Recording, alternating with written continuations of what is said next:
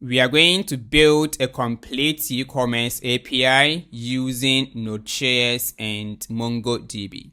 Learning to use AI to build projects is one of the most demanding skills out there because every company wants productivity and efficiency. And with AI, you can build complex projects with a fraction of your time. With this one being said, let's get into it and let me show you how to use AI to build a complete complex e-commerce application. And we are going to use the following tools. That is Cursor AI and ChatGPT. In case you are not familiar with Cursor AI is AI code editor with AI built right into it. And you can build complex projects without leaving your editor. And ChatGPT is going to help us to get the folder structure and then the roadmap and the features for this project. First step is that make sure to install Cursor AI. If you go to cursorai.com, and first let's look at the pricing. In here they have free plan, and that is a hobby. For this, they will give you 2-week trial for the pro plan with these features. And this is what we are going to use, so make sure to download for your operating system. For me, I have it already. And lastly, make sure to install Postman for our API testing and download for your operating system. For me, I have already downloaded these tools. Let's continue in the next video. Let me give you my pro tips when using AI to build projects. First step is that unless you have the clear picture about what you want to build, and most importantly, we need to have some basic idea about the tech stack that you are going to use. In this case, you can ask the AI for the right information. So at this point, let's assume that we have some clear picture about what we are going to build. For example, we have some fair idea when it comes to Node.js and Express, MongoDB, and Mongoose. So at this point, we have some basic idea.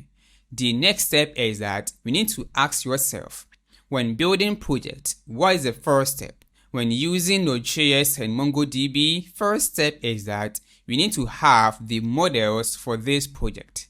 This is where ChatGPT comes in. So here, this is my prompt, and it goes like this. Act as an experienced backend developer using Node.js and Mongoose and assist me to build a comprehensive API, but first, provide me all the models needed. And let's include without quotes. And let's hit enter. As you can see, it has given us the models needed.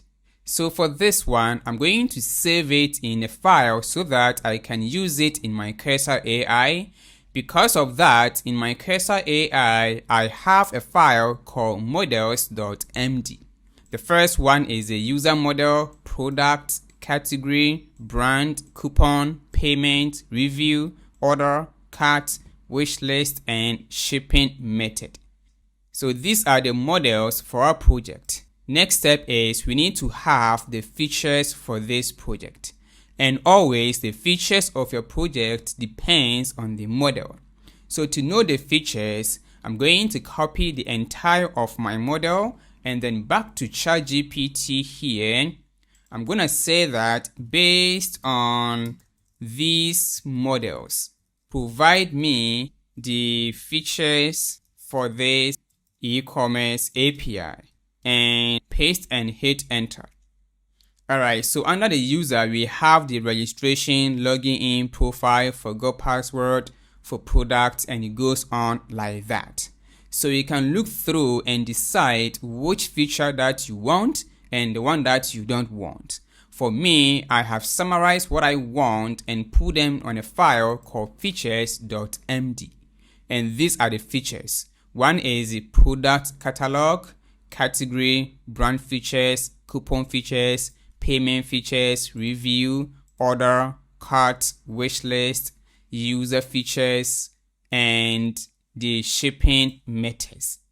So now we have the clear picture for this project.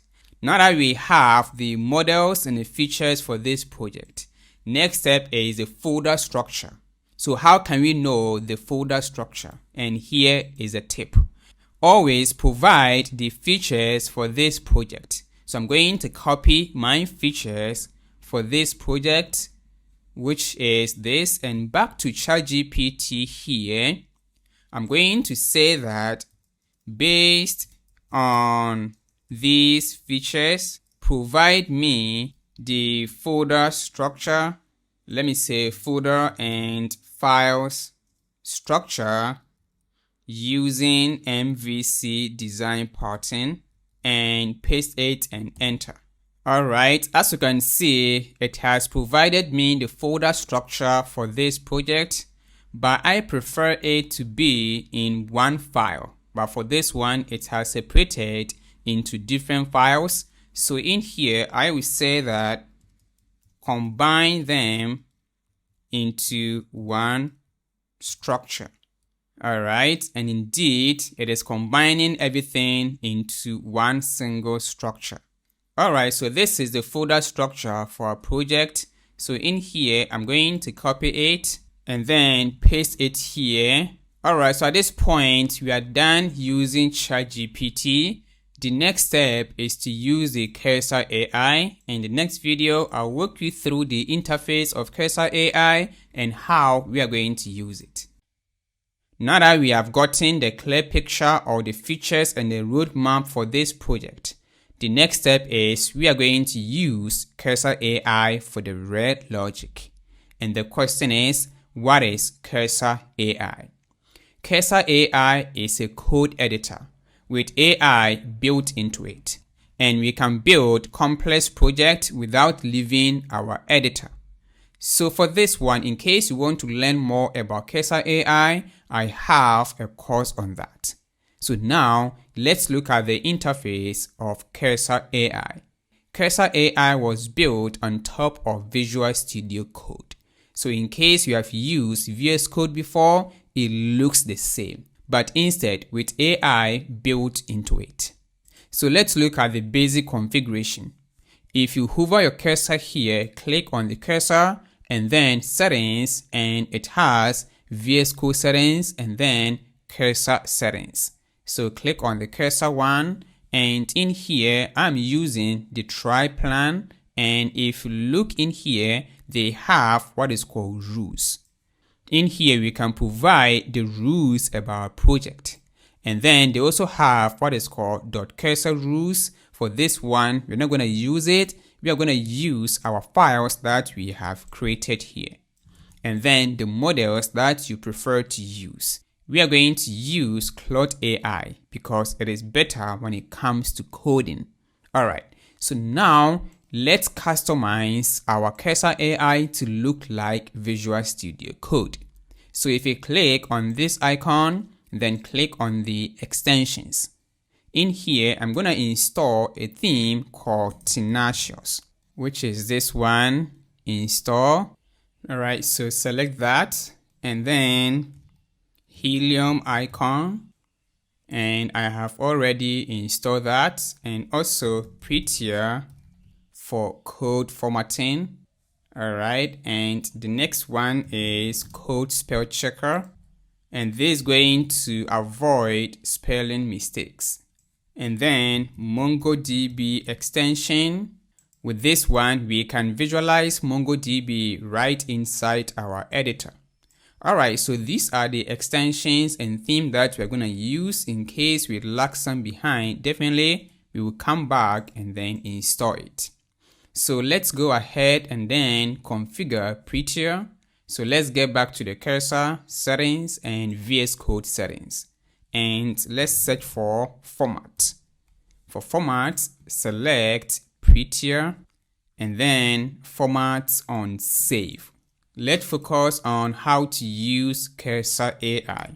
And we can toggle the left sidebar by clicking on this icon. And then to toggle the settings, we can also click on this clock icon as that. And then for the terminal, we can click on this to open the terminal. So let me show you the core features when using Cursor AI. One is the composer feature. With the composer feature, it can create files and folders for us without us manually creating those files. And it can scan through the entire project and know where it can modify. And also, it has what is called chat feature. If you click on this icon, this is the chat feature. In here, we have this mentioned. We can reference our files, folders, code, web, documentation, and others. First step is that we need to have the folder structure for our project. Let me open the left sidebar, and this is where our files and folders will be. So let's get into the folder structure, which is this one. So instead of us manually creating these files and folders, we are going to use Cursor AI to do it, or we can allow Cursor AI to give us the prompt to generate these files and folders. Let's continue in the next video. We are going to generate the folders and files for this project, and we are going to use the composer feature from Cursor AI. So to use the composer feature, if you're on Mac, press Shift Command I, and on Windows, it is Shift Control I. So in here, we are going to issue the prompt by saying that your task is to develop e-commerce API using Mongoose and Express. Then these are the models, features, and folder structure files. And then to reference the files, we're going to use the @ symbol or dimension. So here, choose file, and then let's reference the structure, and also let's reference the models, and lastly, the features. With this one being given, it is going to give us the bare bone for the project without the complete code, even though it will generate some of the code for us, but it won't be complete. So as we move on, we'll refine and add new features to it as well. But what we want is the folder structure for this project. So let's go ahead and say that. But first, provide the files and folders for this project. For this, what I want is I want a script. When I issue that script, it's going to generate the files and folders for us.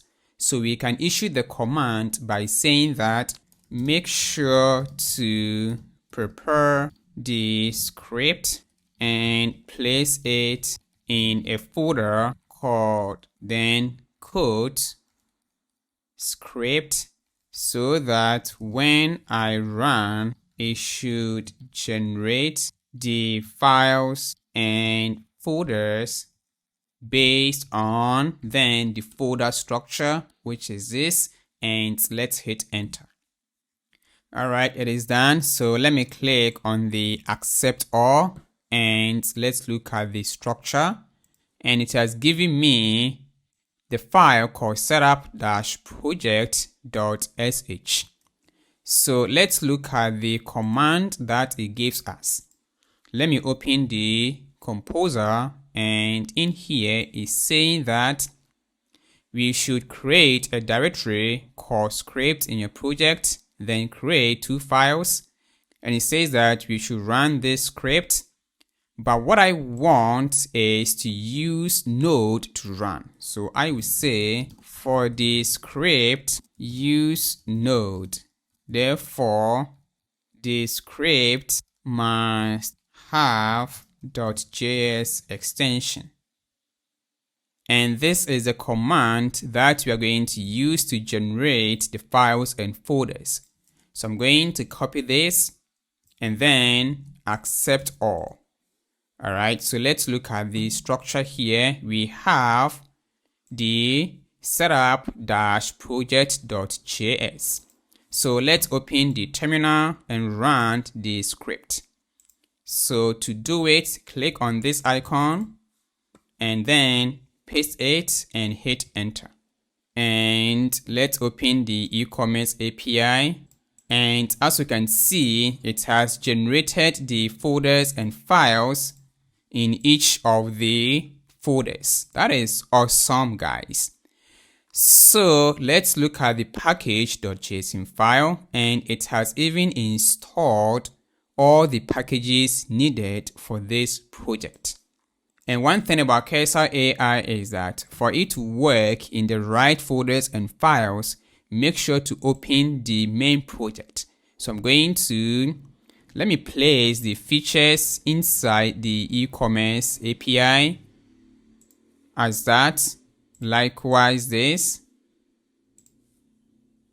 No, it's supposed to be at the root. All right, and lastly is the structure.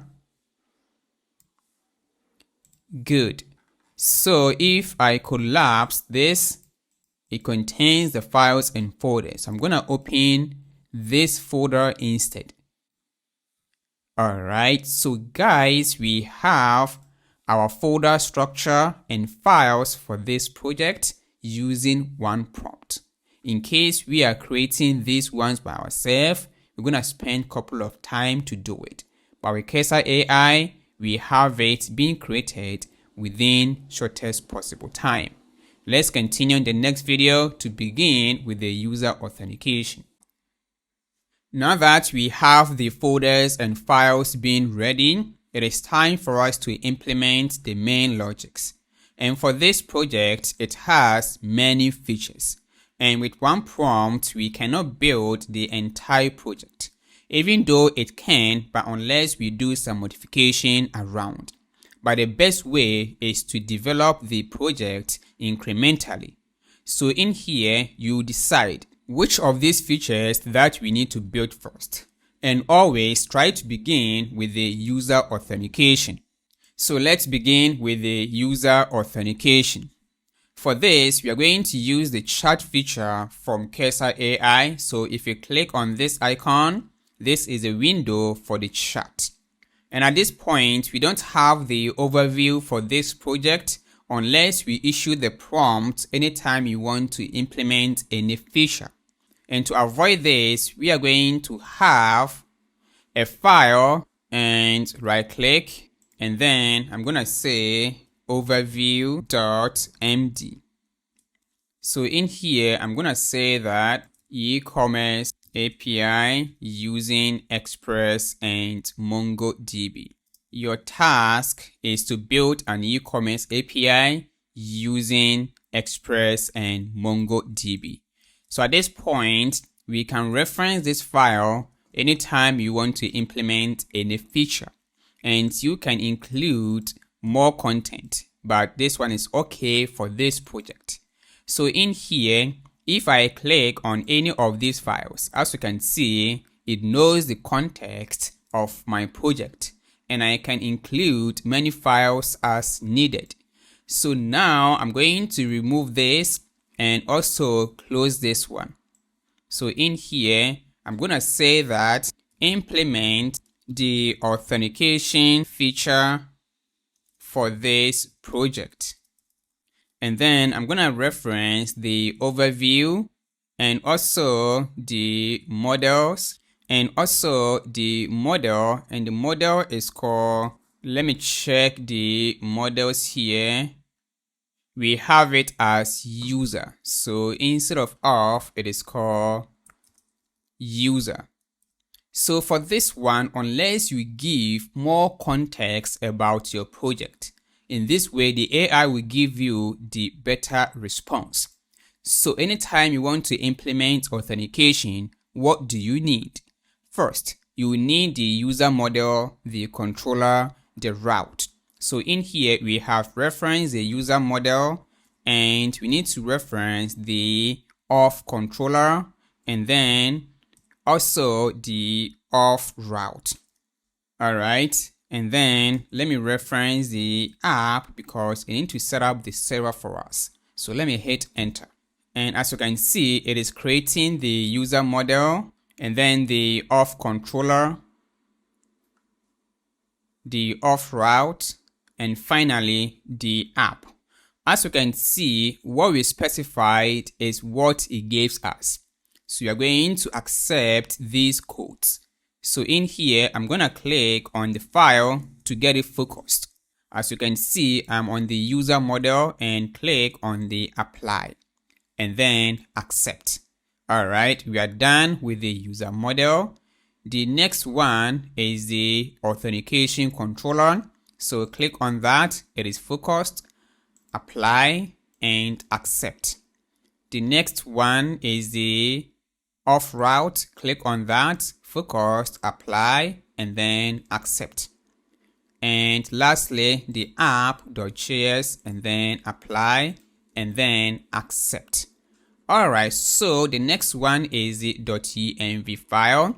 I'm going to click on it. As you can see, this is a .env file. And then let me apply, continue, and then accept.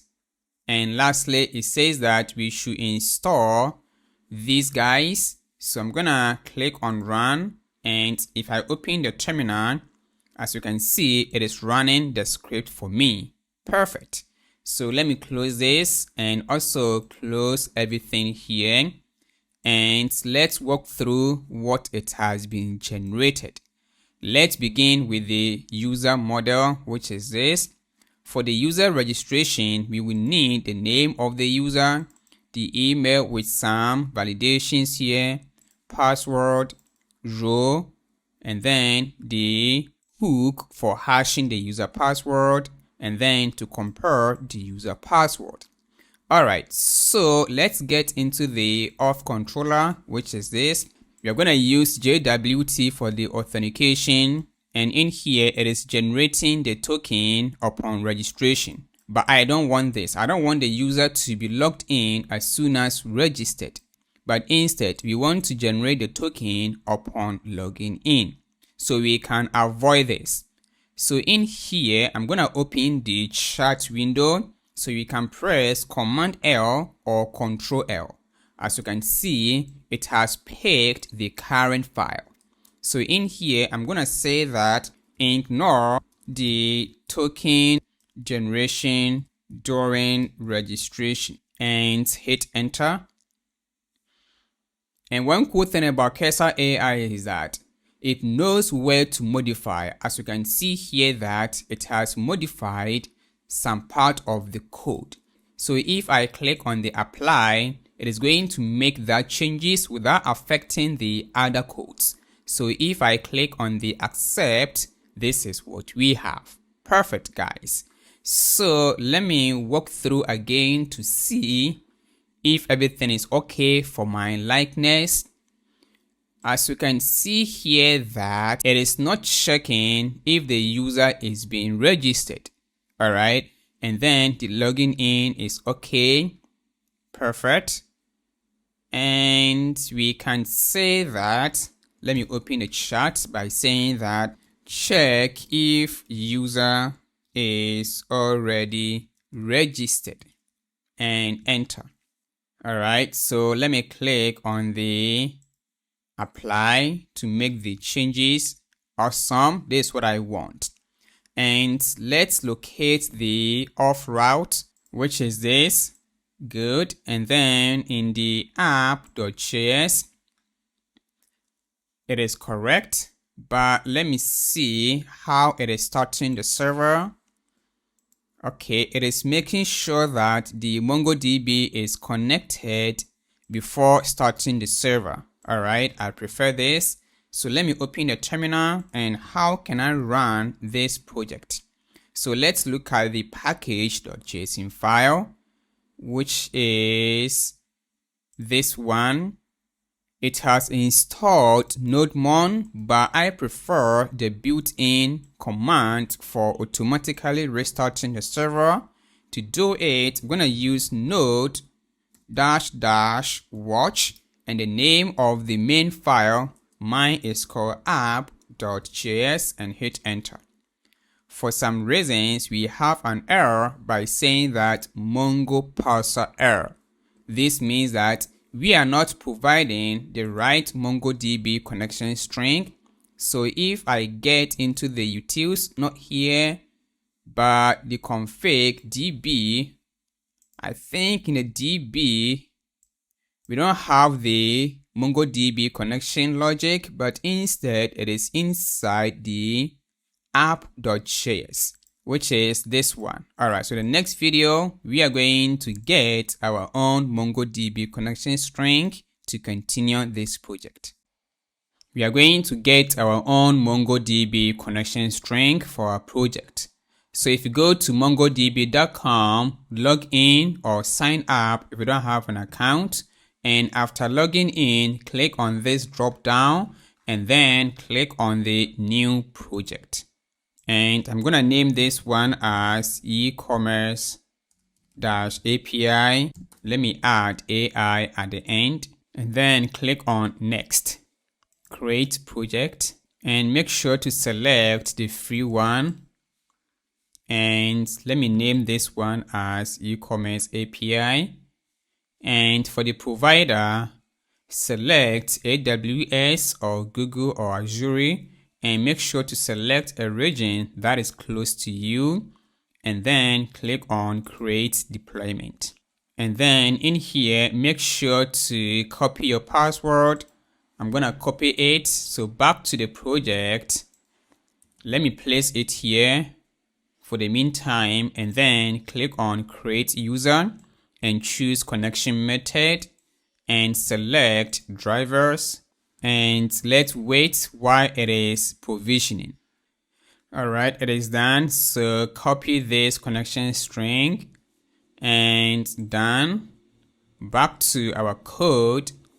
I'm gonna paste it here and let's continue with the configurations. The next step is a click on the database access, not this one, but instead the network access, and click on add IP address and click on the allow access from anywhere. With this one, anyone on the internet can access our application, so click on the confirm. All right, and that is it with the configuration. So back here, I'm going to copy my connection string. Well, let me avoid the overflowing. So let me click on the cursor here, settings and VS Code settings, and select wrap and bounded. All right, so with this one, we have it on one line, and I'm gonna cut everything from here. I'm gonna place it in my environment variable with Mongo URL.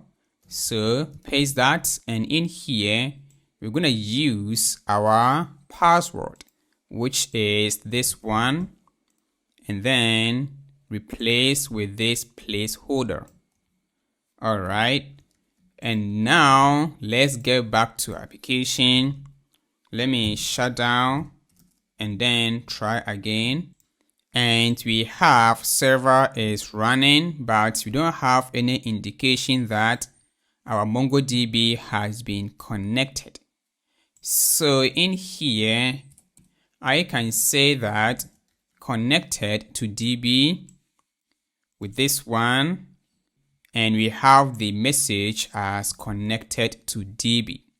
But for me, I have installed MongoDB locally. So instead of me using this, I'm going to use the MongoDB local string. And remember that we have installed an extension called MongoDB. So in here, click on the add connection, but make sure to copy your connection string and then connect and then paste that and enter. And it has been connected here.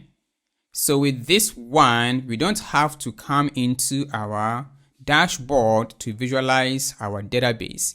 We can visualize it inside our text editor, and that is Cursor AI. And like I said, for me, I'm going to use my local connection string.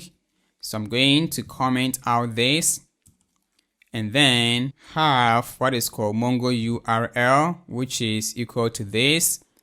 Let me rename this one to Ecommerce API. All right, so with this one, let me restart the server, and it has been connected. I'm going to use this one also here by adding new connection, connect, paste, and then enter. All right, so I have my local database here, but you can use your live database in case you don't have MongoDB being installed. All right, guys, now that we have the MongoDB being connected, let's continue in the next video. The next step is we are going to test the endpoint for the user authentication logics, and this is where Postman comes in. So in here, make sure to have a workspace, and then I'm going to create new workspace. I'm going to name this one as, let me click on next first, and I'm going to call this one as Ecommerce API-AI, and then create. All right, so it is done. Let me have new collection as blank, and let me rename as Ecommerce API AI. All right, so the next step is to have the endpoint that we are going to test. And to get the endpoint, unless we look at the structure for this project, if you get into the auth controller, we have the register, login and register, and also in the route. This is where we have it. It is /register, and then in the app we have it as API /version1 and then the auth. And to make our life easier, we are going to use the composer feature to create a file and provide all the endpoint for the user authentication. To use the composer, Shift Command I or Shift Control I. So in here, I will say that create a file called auth API.md and provide complete endpoint based on, then I'm going to reference the auth controller and also the auth route and then the app.js, because these files contain the logic for the endpoint. So I'm going to hit enter. All right, it is done. Accept. And let's see the file. It is called auth API.md, and these are the endpoint. So now, to be able to try the endpoint, let me have some sample data to be used in Postman. And we can ask the AI to give us some sample data. So let me open the chat here or the composer. Let me have a new chat, or I can still use this one. And I'm going to say that provide me sample JSON data to use in Postman for registering a user. At this point, it knows the context. So I can even remove this one and then hit enter. All right, this is a sample code. I'm going to copy that. And remember that the base is auth-version1 and auth and then /register. So back here, I'm going to have one folder for the auth, and then inside, I'm going to have new request. And I'm going to rename this one as register. And then the endpoint here is http://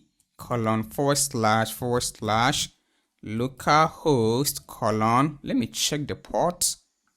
In the app.js, the port is, let me see, it is 5000. Let me look inside the .env. If you have the port, it is 5000. So 5000 /API version 1 of, and then register. This is post method, and select the body and then draw JSON and paste that and then send. And we have the user being registered. So if I check my database here, MongoDB, and then it is called Ecommerce API. Yeah, this one, and we have the users collection with the user being registered, which is this one. Now it's time for the login in. For the login in, I'm gonna copy and paste and then log in. The endpoint for the login in here is /login and send.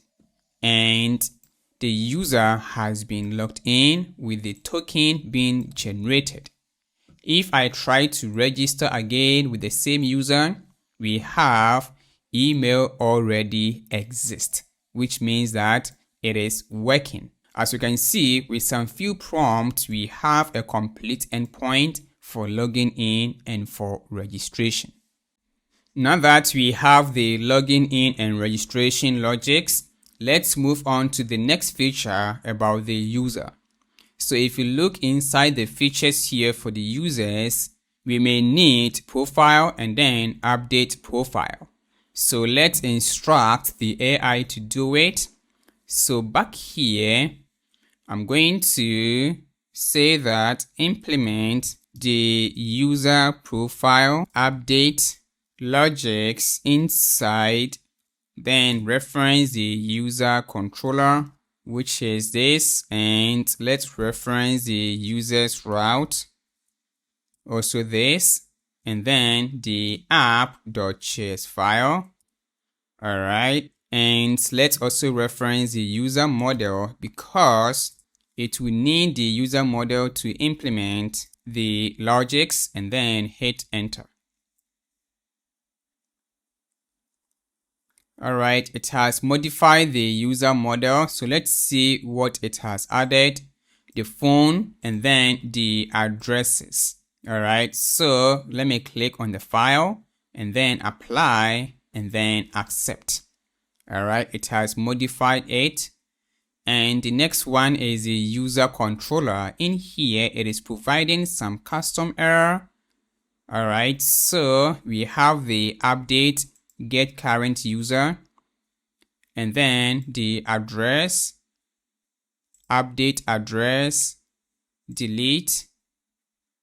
All right, so let me click on the user controller, apply, accept, and then the user route, apply, and then accept. And then in the app.js, it is mounting the user's route, also apply, and then accept. So let's check the terminal to make sure that everything is working.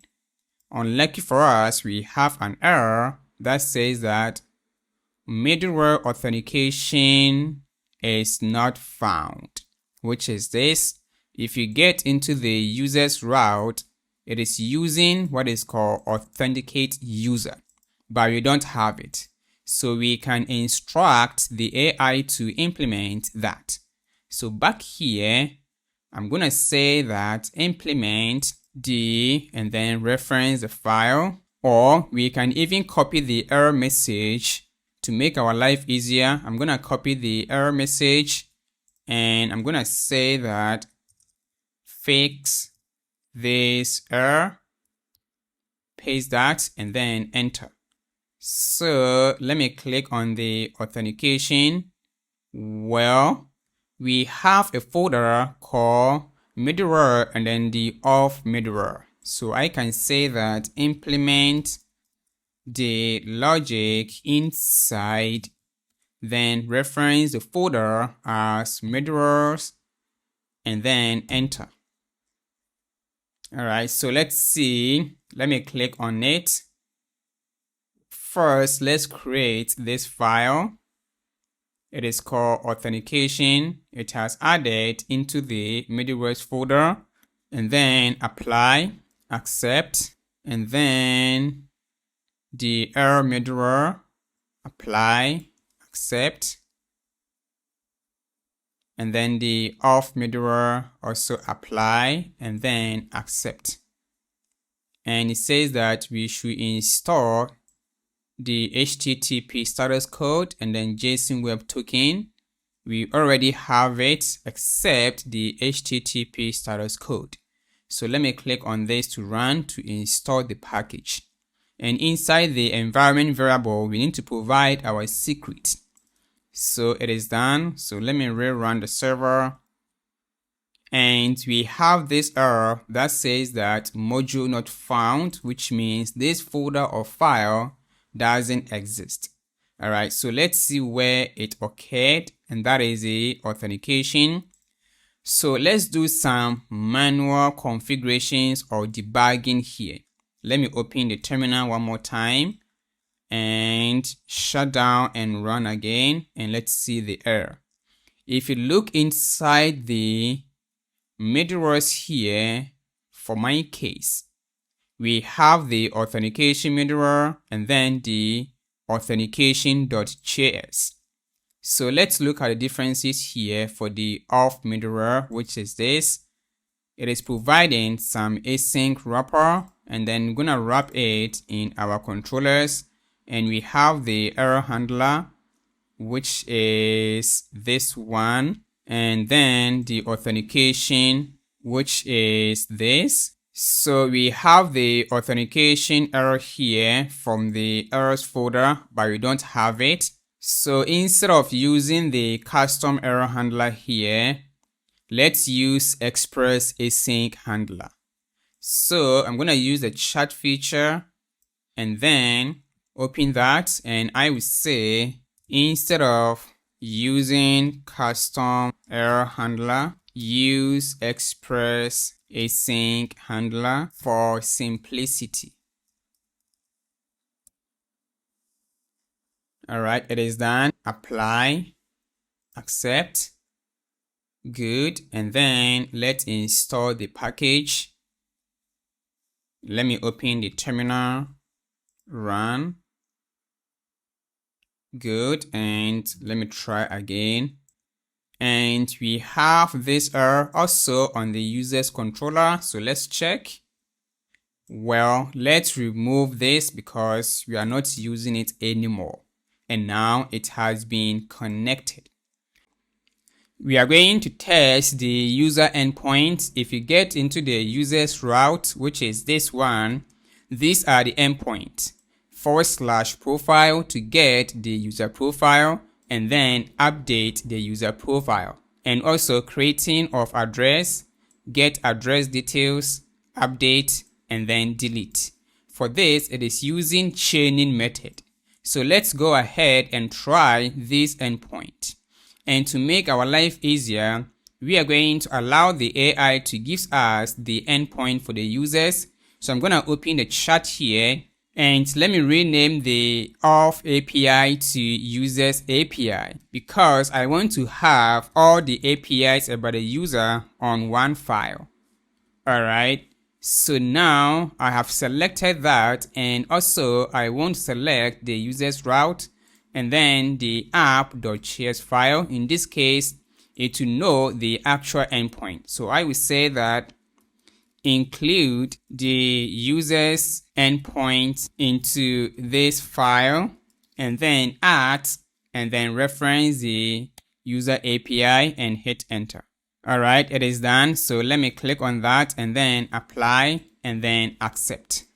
All right, so this one is for the authentication and this one is for the users, and that is /profile, which is a get method, and unless you are logged in.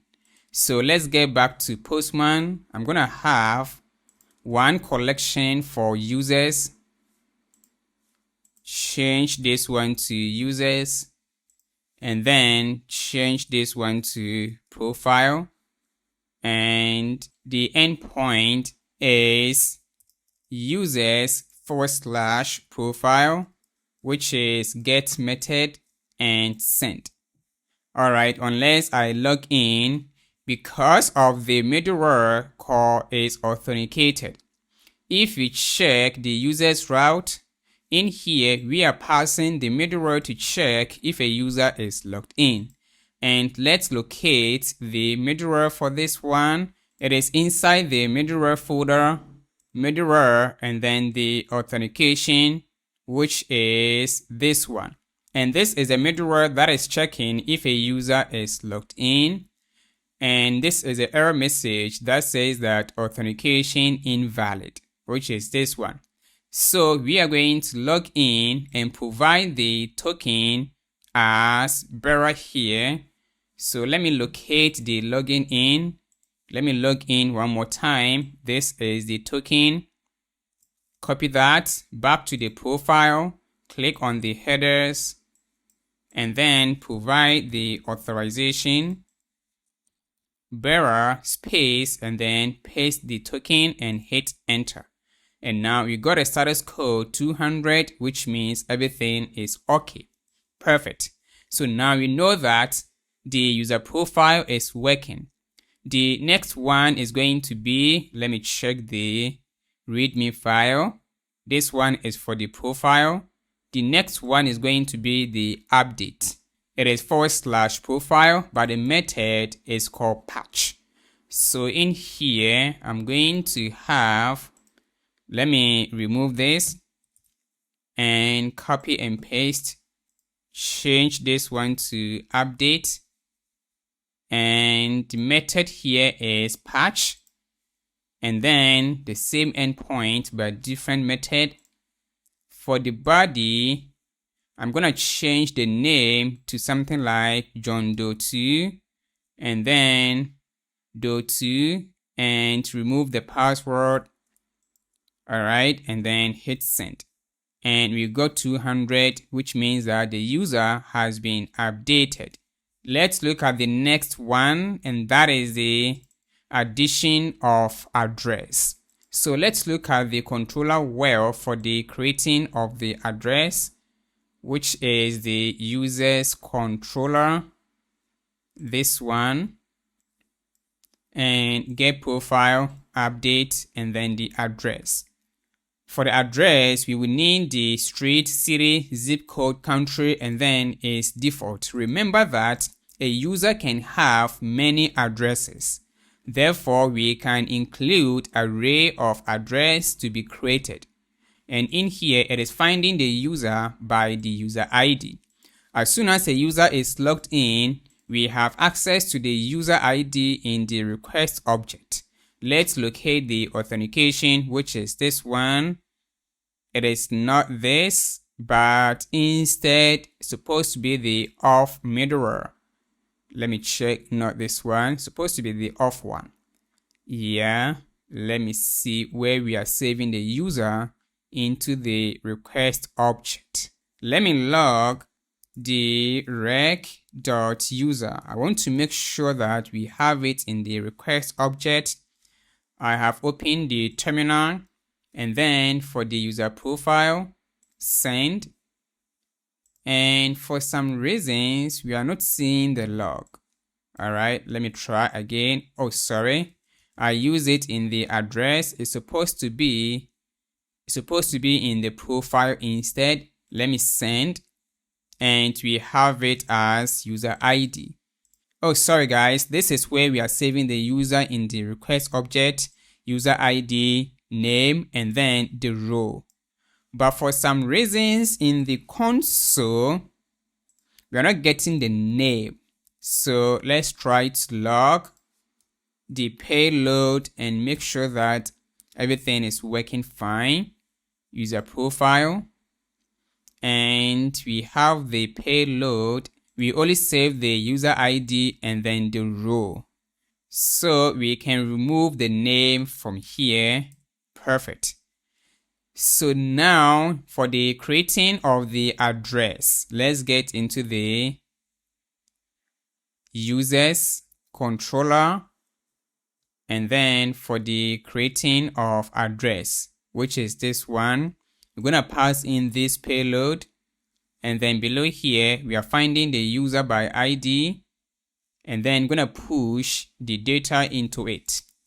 Because of this, I'm going to allow Cursor AI to give us some sample data. So I'm going to open the chart here, and I'm going to reference the user's controller and then also the user model. I will say that provide sample JSON data to create addresses in Postman. Alright, so here I'm gonna copy this one and back to Postman. I'm going to have one for creating address. Let's look at the endpoint. It is users API. It is /address. So remove this, change this one to address. And then it is post method body, and I'm gonna paste that and send. And I got 200, and this is address that has been created. If I look inside the database, I'll be able to see the address being created. And let me refresh users, and let's look at the address field for the login user, and this is the address. So next step is the updating of the user's address. So let's look at the API. It is / the ID of the address. So if you look at this one, this is the ID for the address. So I'm going to copy and paste and rename this one to update address. And for this, you're going to provide the ID of the address, because if you look at the endpoint, it is / address ID. It is patch. And let's look at the body. I'm going to change this one to 1234, and then New York 2, and I'm going to add 22 at the end. And for this, now it is false. And then update 200, and let's see. And it has been updated. Awesome. So if you look inside the DB, we can see that the address has been updated by having 33 at the end. Alright, so the next one is, let's look at the endpoint. We are done with the update and then the deleting. So I'm going to include one more address. So let's look at the Postman data. Let me add one more. Let's just change. This one is for the creating of the address. In the body here, let me change this one to something like Ghana and GG at the end, and create. If I check my profile, I'll be able to see my addresses, and I'm going to delete the last one with this ID. So in here, I'm going to copy and paste, change the method to delete, and this is the endpoint. Provide the ID for this address, and we got internal server error unless I log in. So let me provide the header, and that is the authorization bearer, and let me get the token from here. Copy the token, back to delete, change this one to delete address, and bearer space paste, and then send. And this address has been deleted. If I check my profile, I only have one address left. Let's look at the next step. Well, we are done with the endpoint for the users. Let's continue in the next video to work on the product. Now that we are done with the users of and users controller, let's move on to the product. So for this, I'm going to use the chat feature, and I'm going to say that implement the product logic. For this, it is too generic. Because of that, I'm going to provide at and then the code base. With this one, the AI will scan through the entire project files and folders and know where to modify. With this prompt, let me hit enter. And as you can see, it read through these files and folders before generating the code. And this is a product model with a price, description, images, category, and stock or sum. And let me click on the product. It knows the file, and then apply, accept. And then the controller, this one is for the getting all. And let's check the next one. It is done for the controller, apply, accept. The next one is the product route, apply, accept. And then we have to mount it in the app.js, apply, and then accept. Let's look at the entire code. Let me close this, guys, and let's begin with the product model, which is this one. The name is correct, description, price, images, category, brand, stock, average rating, number of reviews featured. And this one is for the search functionality. All right, and let's locate the product controller, which is this one. This one is for getting all, getting single, creating of product. Well, for this one, it ignored the file upload.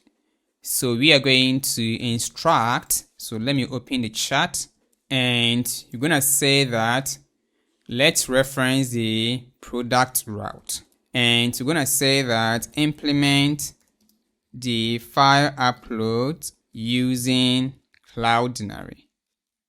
And then reference the code base. All right, it is done. It says that we should install Cloudinary. And these are the configurations. We have the upload middleware, and this one is using Motor. All right, so let me open the terminal, which is this one, and let me run this command. And then Cloudinary, click on that. Well, we don't have this file, so I'm gonna create it in the utils, which is this. Let me create it here in the utils, create. Well, it has saved it in the config. That is okay. And then apply, accept. And let me copy this and paste it on the .env file. Paste that. We will need the cloud name API key and then the secret key, and also the upload middleware, create, and it has created in the middleware folder.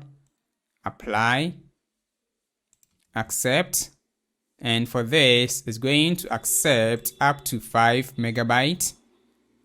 And then the post controller, let's apply these changes by using the upload middleware, which is this one. And for the route, it needs to modify the route also. Yeah, so click on that and then apply, accept. And let's check the terminal to make sure that everything is correct. The next step is to get the Cloudinary credentials. So let's get into the cloudinary.com. I'm gonna log in and go to API keys and copy the API secret back to the code in the .env file, API secret, and then the API key itself, then the cloud name. All right, so let me restart the server because I have made changes to the .env file. So now I'm going to ask the AI to give me sample data for creating of the product. So I'm going to remove this and I will say provide sample JSON data for creating of, and I'm going to reference the product model and then the product controller, the name, description, price, category, brand, stock, and then the featured. This means that before creating a product, unless we have category and brand, at the moment, we are going to avoid the validation on the product model. So let's locate the product model, which is this, and let's check in case we have validation on the category. Yes, we have it. So let me comment out this. Likewise, this one. All right, good. So now let's also have the endpoint for the product. So I'm going to have one file called product API.md. So in here, I'm going to reference the file product API, and I will say that provide all the endpoint for the product into this file.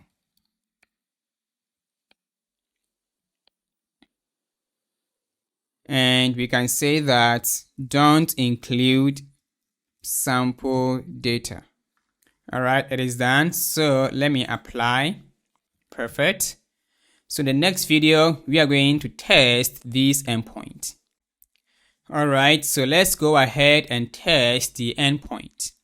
So let's begin with the base endpoint, which is this one. So back to Postman here. I'm going to copy and paste the off one and change to product. This one is for create, and the endpoint is, let's check, /product. All right, nice. And for this, unless we are logged in, so let me copy the token from here, and in the next video we will modify Postman to avoid us manually passing the token and then the URL around. But at the moment, let's just do that. So not this one, is supposed to be the product, this one, and then headers, authorization, bearer space, and then let's look at the sample data. Up here, it gives us the sample data, which is this one, or we can include multiple products by using this. Or in case we are sending images, then we're going to use the form data. So in Postman, how can we use this? Back here, click on the body, and then under the row, select form data. You're going to have key and value. In here, the key is called the name, and that is the product field. And I'm going to provide this value as Pro Max. That's the value. The next one is the description, and this is a description, and also and the price. Then the category. At the moment, we don't have valid category, but there is a sample MongoDB ID, so it will work. Then the brand, use this. As we move on, we provide the right brand and category. For the stock, it is 50. And then featured, we're gonna say true, and then the images, select file, and then let's select the images. For example, let me use this sample data and then send. For some reasons, we have an error, and that is unauthorized to access this route. So let's check the route for the creating of the product. Let me check in the headers here. I have the token, but I think I'm not an admin. So let's check the product route. In here, we are passing in what is called the authorization permissions. For this one, unless you are an admin before you can create a product. So I'm going to manually change my row in my database, which is this. The row here is user. I'm going to rename to admin. Now, let me try again. I still get unauthorized. Let's try to debug it. In the authorization, or let me remove this one from here to make sure that it's going to work. And I got invalid cloud name. I think we don't have, or the name is not. I think, yeah, it's supposed to be this one. There is no B here for my cloud name. Yours might work. All right, let me try again. And product validation, images cast to a string field for the value. All right, so let me check the product well, and that is the product model for the images. For this, it is using a string. But let's check the controller itself, which is product controller. And then for the creating of the product, this one, looping through the files, and cloudinary.upload. And as you can see here that we are using the URL and then the public ID. So it must match this one. Therefore, we need to modify this a little bit. So I'm going to accept this one, and that is the URL and then the public ID. With this one, let me try again. And here we got different error, and that is a category field for the value of this, which means that what we are passing in to the category and brand field, it is not a valid Mongoose ID.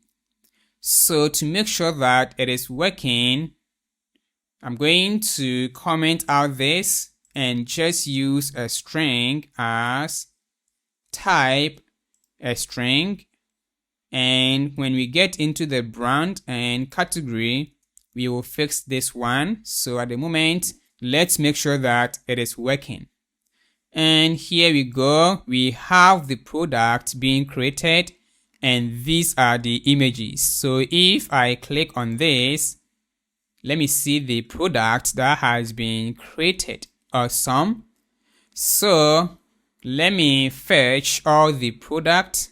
Let me look at the endpoint for the product / get all the product. So in the collection here, remove this and copy and paste list. It is get method, and we got the product. The next one is the update. Let me check. This one is for getting all, and then we can pass in the search, brand, and sorting. And let's get a single product. So back here, copy and paste. And I will say details. So I'm gonna copy this ID for this product. It is / the ID of the product, and it worked. The next one, let me check. This one is a single. This one is a creating and update of product. So for the update, let me check if it needs the ID. Yes, it needs it. So back here, I'm going to copy the creating to update. For the update, in the form data, well, let me check. Unless I enter it manually. So let me change the name to something like iMac.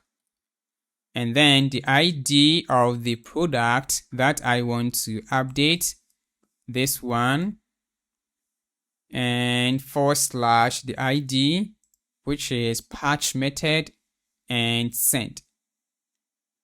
I got an error, unauthorized to access this route. There is something wrong with the access level middleware. So let me remove it to make sure that it is working, and we can fix it later on. All right, this one, which is this one. So remove this middleware, and back here, and it has been updated. The next one is this one is the update, and then the delete, and then updates of the stock. All right, so let's try the deleting. So let me create one more product, which is this one. In the form data, I'm gonna change this one to laptop, and then create. All right, so let me fetch all the product. We have it here. Perfect. So I'm gonna delete this one.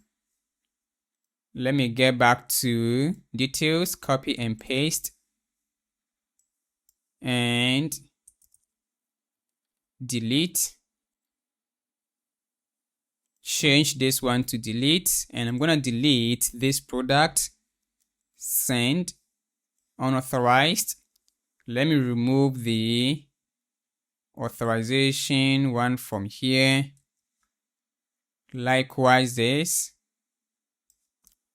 and let me try, and product removed. If I fetch all, I have one product, which means that it worked. The next one is the update of stock. It is / ID and / stock. So back here in the collection for the product, let me copy and paste and update stock. It is patch / stock. So let me see the payload for it. We have stock, and then the required field is quantity, and then the number. So if you check this, we have the stock as 50. Now I'm going to update it. So in the body here, change the name to quantity, and I'm gonna use 100. Remove these guys, send, internal server error, product not found.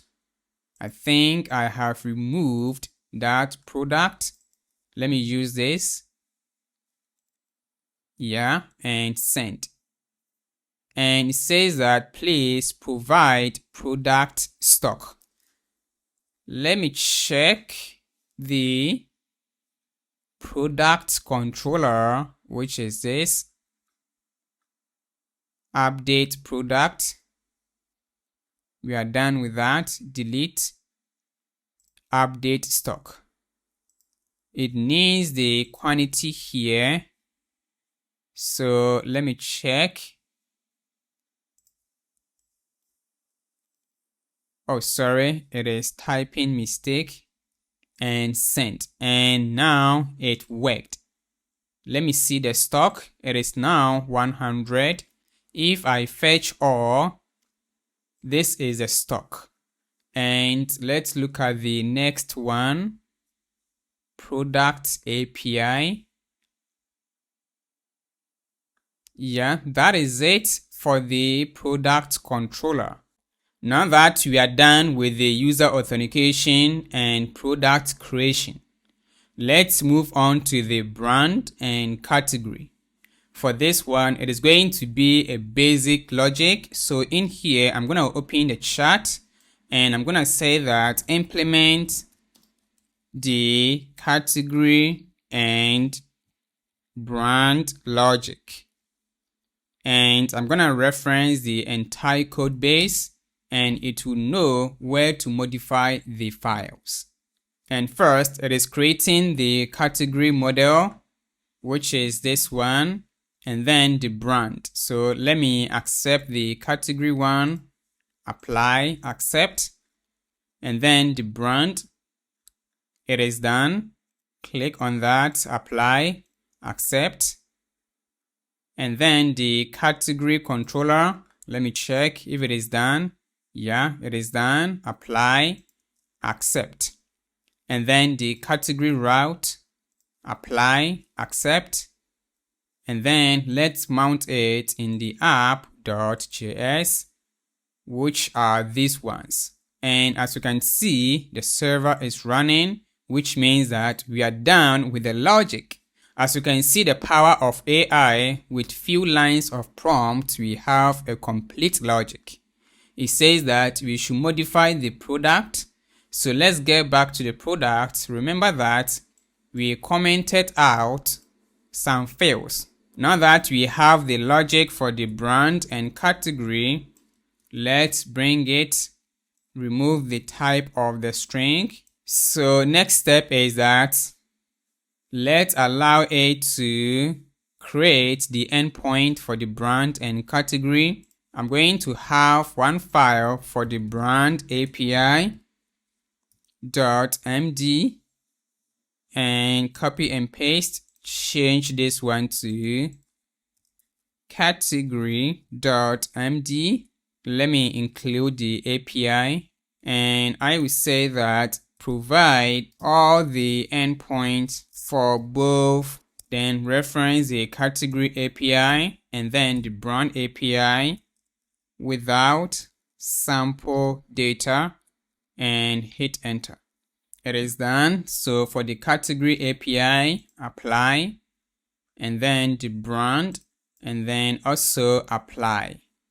So let's begin with the brand. The endpoint is /brand, and I will say provide, or I want to use it in Postman. Well, for this, it is messing up. So let's see the properties for the brand. We would need the name, description, and then the logo, and then the flag. So let's see if it has implemented the logo. Let's check the route or even the controller for the brand. Well, for some reasons, we don't have the brand controller. This one is the category.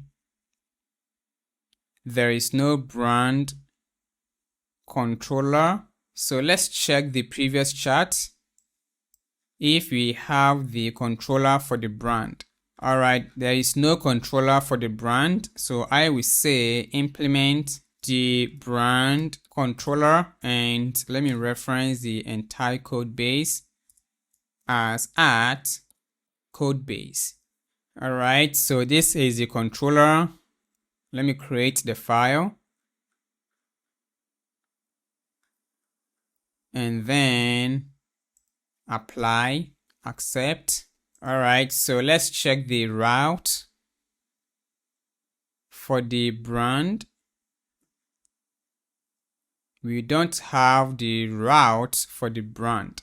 So I will say implement the brand route and make sure to mount it. All right, it is done. So the brand route, let me create, apply, accept. And lastly, let me copy this one. So back to the app here. This is a brand. And I have an error because the brand route is not defined. Let me copy it from here. Then up here.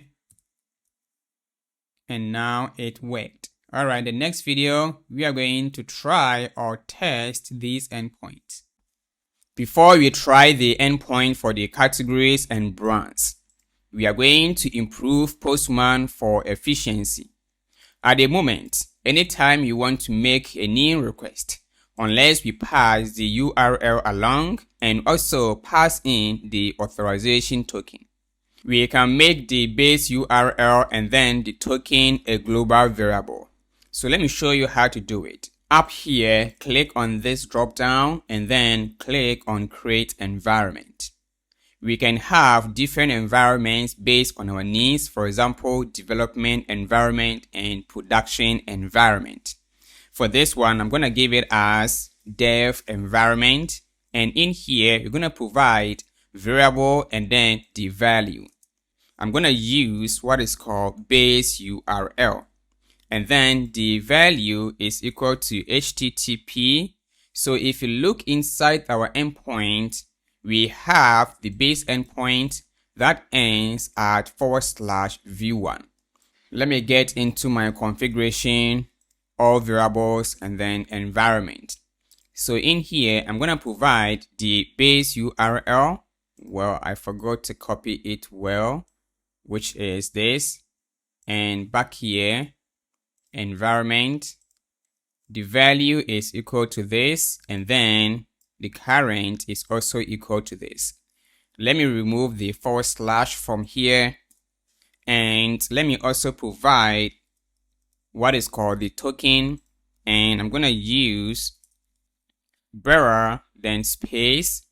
Let me get into the logging in, which is off, and log in. I got invalid credentials. All right, I think I have deleted that. So I'm going to log in with this account. All right, I got a token. Copy that back to the environment, variables, and then the environment. I'm going to paste the token here. So for this one, anytime you want to make changes, we just come into the environment and make the changes. How can we use this environment?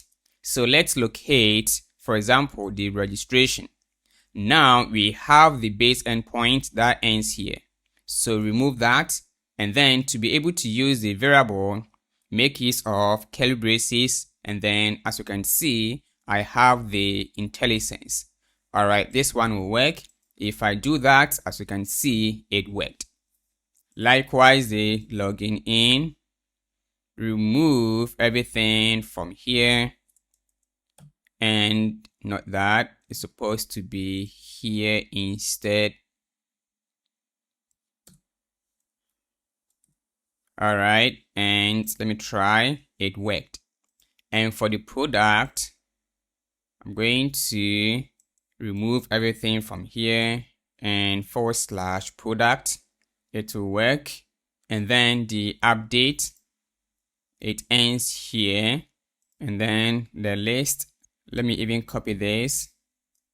And then details, remove this and paste / and then delete and paste. Update stock, remove this and paste, and users, remove this one. All right, then the update address, update deleting of address. All right, it worked. So the next one is the token. So let's locate where we are performing some authentication request, and that is creating of product. So to use the authorization, now we have this one as a global variable. So use the curly braces and we have the token here. So let's locate where we have the token and just replace with this one. For the list, it is public, and delete unless you are logged in, and also an admin. Then update stock.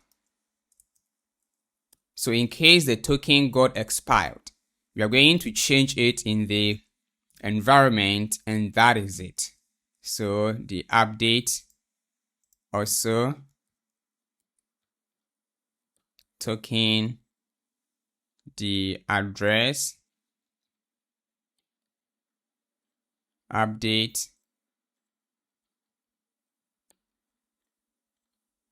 and lastly the deleting. All right guys, so this is how we can modify Postman to improve efficiency. The next video, we are going to test the endpoint for the categories and then the brands. We are going to test the endpoint for the brands and then the categories. So we are going to have a file to list all the endpoints in this project. I think we have the brand API already, which is this, and then the category, which is also this. So we can just get into Postman and get something happen. I'm going to copy and paste the off one and then rename this one to category. All right, and this one is create. Let's look at the endpoint. It is / categories, which is this one.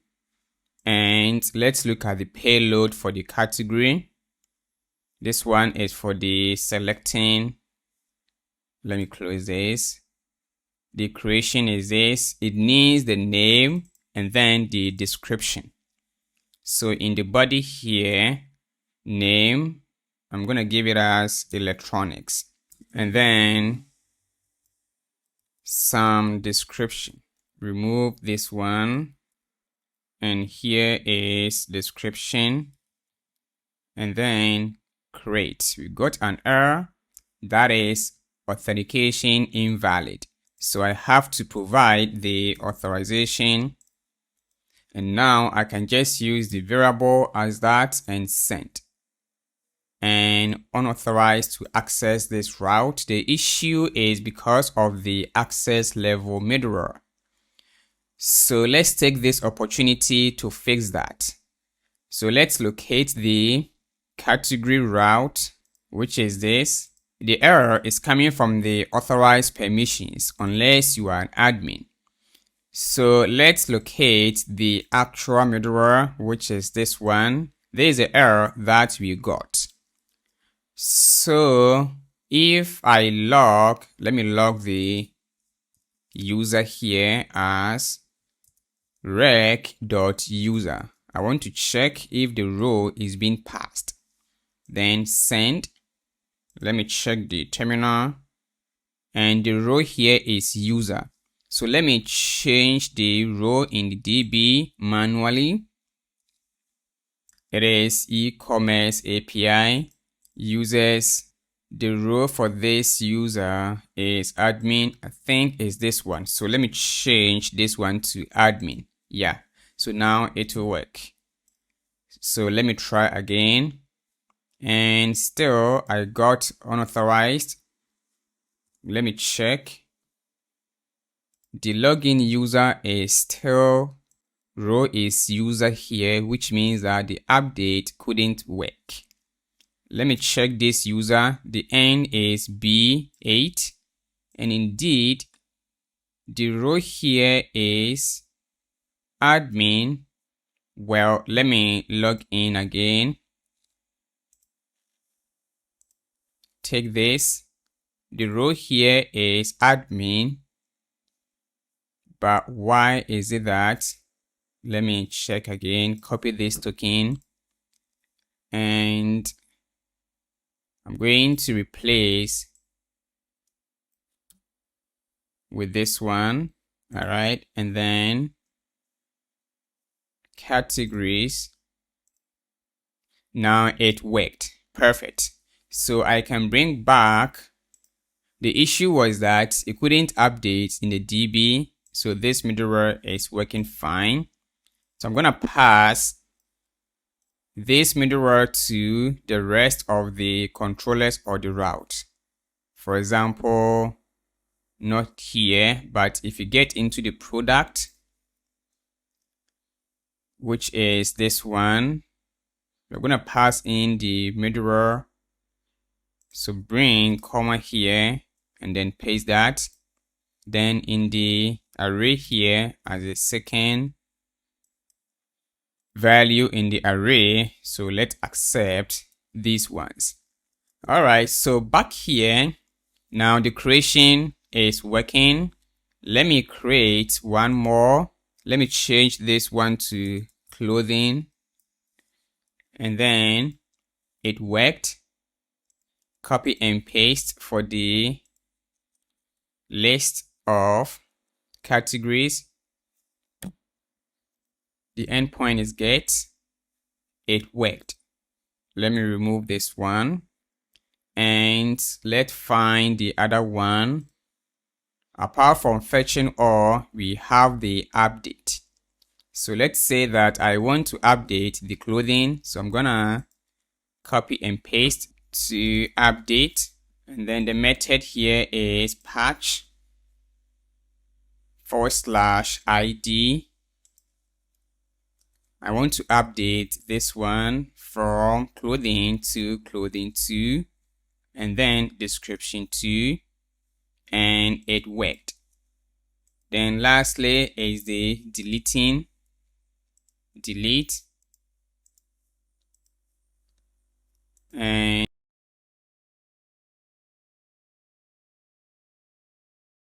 yes, I pass in the authorization, not here, but in the headers, authorization. Then, sorry, it is the token instead. All right, it worked. The last one is the brand. So in the brand here, we have /brands. So let me rename this one to delete. Copy and paste. Rename this one to brands. So for the brands, it is /brands. And let's look at the payload. This one is for getting all. Creation is this. We're going to pass in the image of the brand. So we're going to take in the logo. So here we're going to use the form data for the file upload. So the name here, let me use Apple for the brand. And then the image, choose file. And then let me use any image. Unless I log in. All right, it worked. Let me create one more. Change this one to Samsung. All right, it worked. The next one is the update, which is this one, or let me list all of the brands. So this is the endpoint. And we got it. Next one is the update. For the update, let's check. Same form data. So here you're gonna use the body form data here. I want to change the name only to something like Apple 2. Then the logo also, I want to change the logo for this one. Choose file, select, and then for example this one. And let's look at the endpoint. This one is for the creation / the ID of the brand. So I'm gonna update this one, and that is the Apple. Copy that back to the update, provide the ID and update unless I log in, authorization, then the token, and it worked. Let's go ahead and delete this one. So here, provide brand / the ID, then delete, provide the token, then delete, and it worked. So let me remove this one. Alright guys, so we have complete endpoint for the brands and then the categories. We are going to work on the placement of order. Before that, let's look at the features for this. We're gonna have payment integration, order, and then cart management. For placement of order, 4 things are going to happen. First step is that when a user browses through the product and he wants to buy a particular product, the user will place that product in his or her cart. And then from there, the user can place an order. And for this stage, we're going to incorporate the payment. Or in case we have some coupons also, the user can apply before placing the order. So the first step is the cart management. For the cart management, we can handle it on the front end by using local storage, but let's implement it on the back end. So first, let's work on the cart management. So I'm going to open the chat feature here, and I'm going to say that we are going to work on the placement of order. So in here, it has selected the file as features, and let me remove this one. In here, we're going to say that implement the cart feature, and then I'm going to reference the entire code base and hit enter. So first, it is creating the model. So let me select that and then apply, accept. It needs the product that the user wants to buy, the quantity, and then the price. This is the individual cart items. And below here, this is the cart schema. For this, it is using what is called the embedded way. And this means that a user can add multiple products into his or her cart, and then the total items in the cart, the total amount, and this one performs the calculations before saving to know the total items and then total amount. We are done with the model. The next one is the cart controller. I'm going to apply, accept. This one gets user's cart, then add to cart logic, and then let's see the next one, update, then delete, clear. All right, so the next one is going to be the route. So let's see. Yeah, this one, apply, accept. And it needs to mount it in the app.js. So I will say that mount it in the app.js. Even though we can do it, but let's allow the AI to do for us. All right, so I can even just copy the link, which is this one, or I can accept. So the app, apply, and then accept. All right, so let's check the terminal. everything is working fine. So the next one is the individual endpoint. So let me have a new chat window, and I'm gonna say that let me have one file for the CRUD API.md. So I will say that provide all the endpoints for CRUD into then the CRUD API. Don't provide sample data. Think it has messed up. I don't want this format. So I can say that provide it in a single file without any response. All right. Let me accept it. The next video, we are going to test this endpoint. Before we implement the placement of order, unless we have the shipping method, so we are going to work on the shipping method.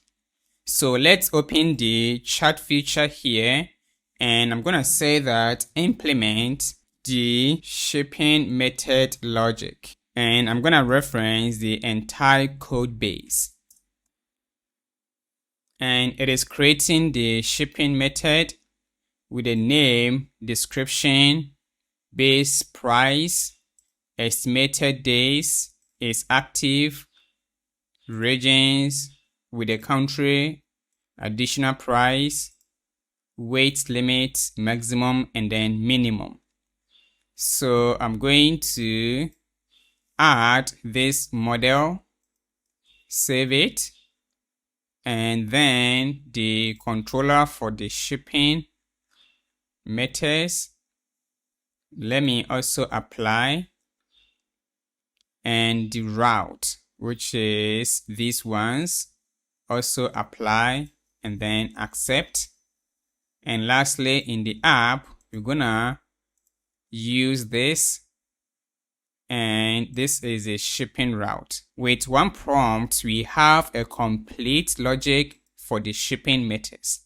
So I'm gonna say that let me first include the file, or I can even create a folder and have all the files in it. Let me do that. So in here, I'm gonna add new folder, and I'm gonna say documentations or docs, and I'm gonna place everything inside here.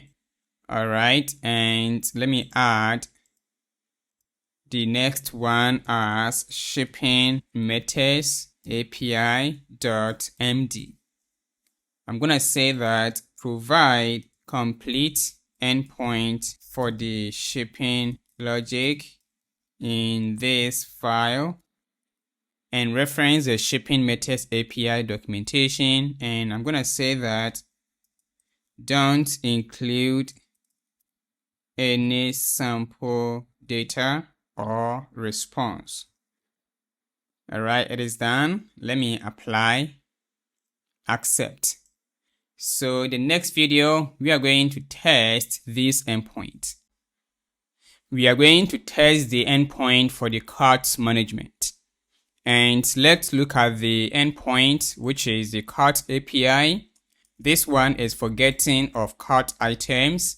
I want the post one, which is add to cart, which is this one.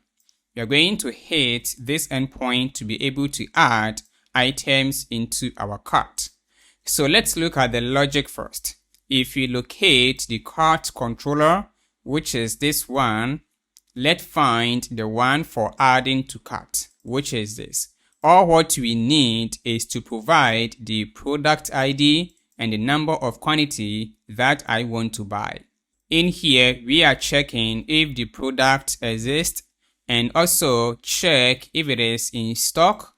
And then below here, we're going to find the cart by the user. This is where the creation of the cart item is, by associating the user with the cart items.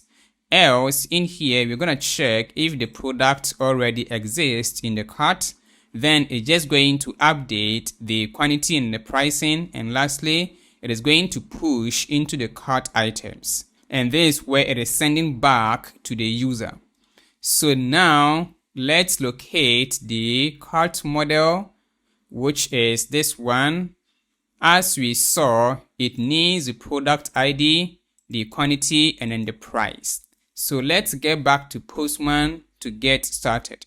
I'm going to copy and paste this collection and rename this one to cart. And this one is for the creation of the cart. Let me look at the endpoint, which is the CRUD API.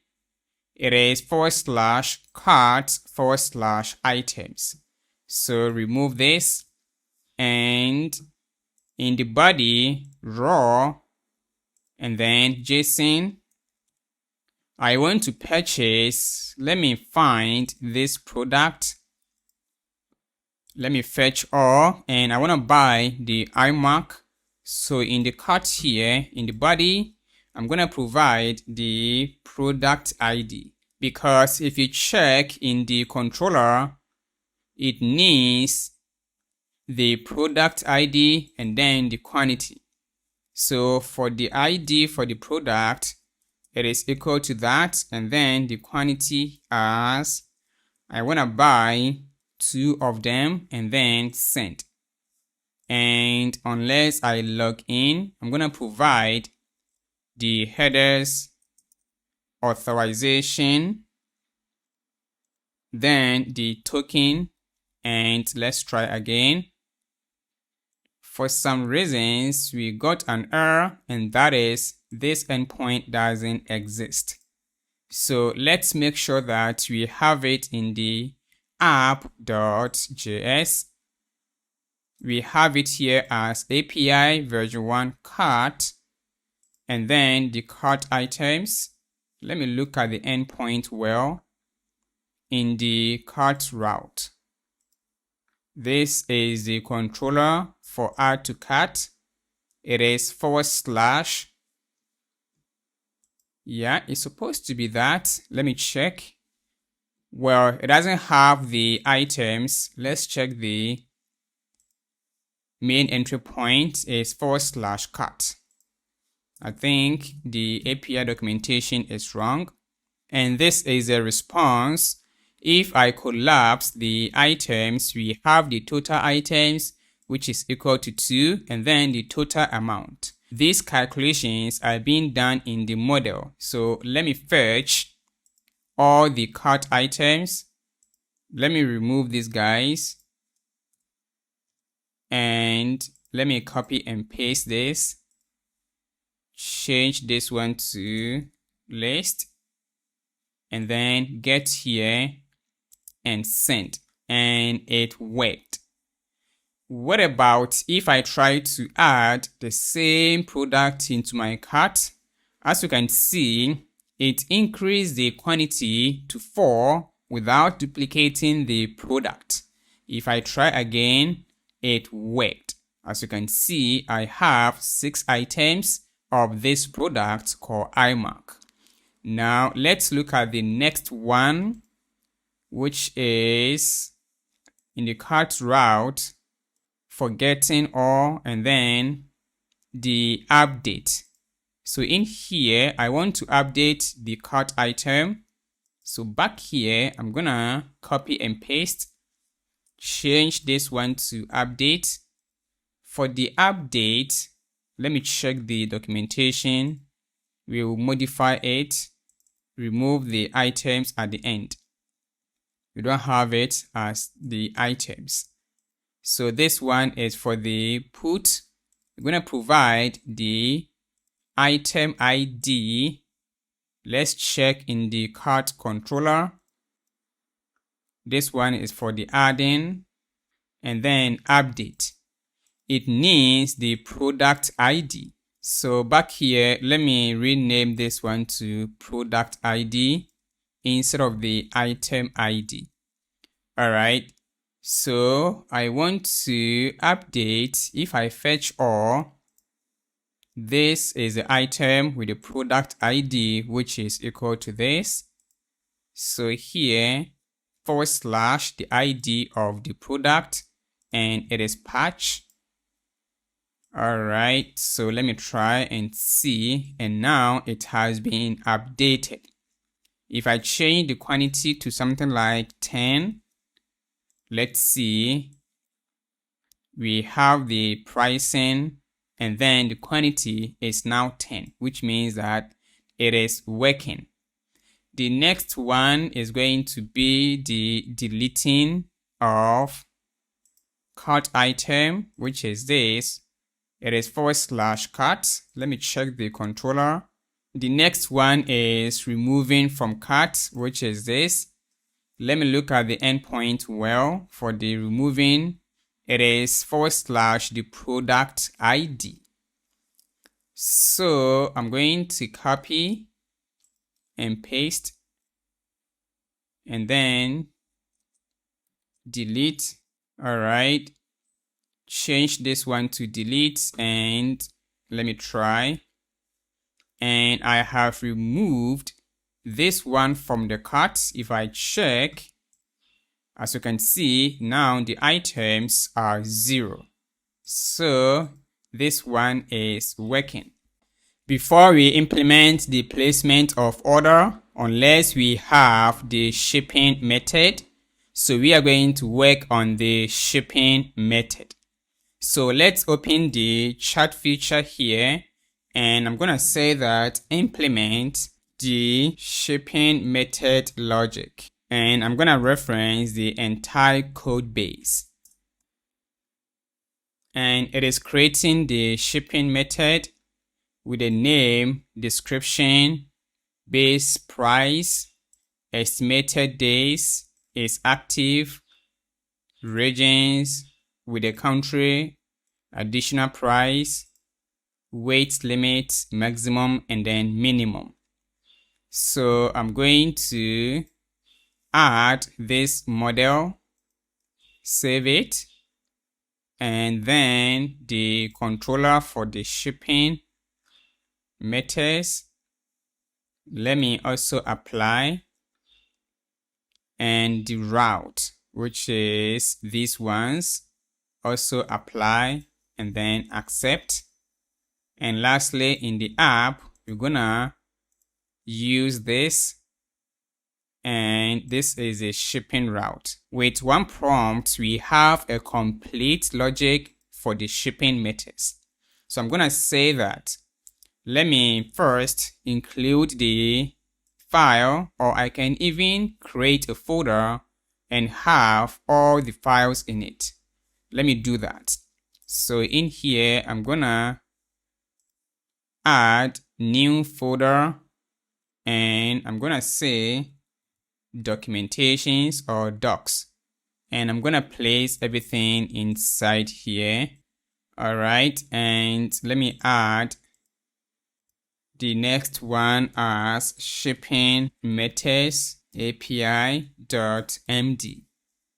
I'm gonna say that provide complete endpoint for the shipping logic in this file, and reference the shipping methods API documentation. And I'm gonna say that don't include any sample data or response. All right, it is done. Let me apply, accept. So the next video, we are going to test this endpoint. We are going to test the endpoint for the shipping methods.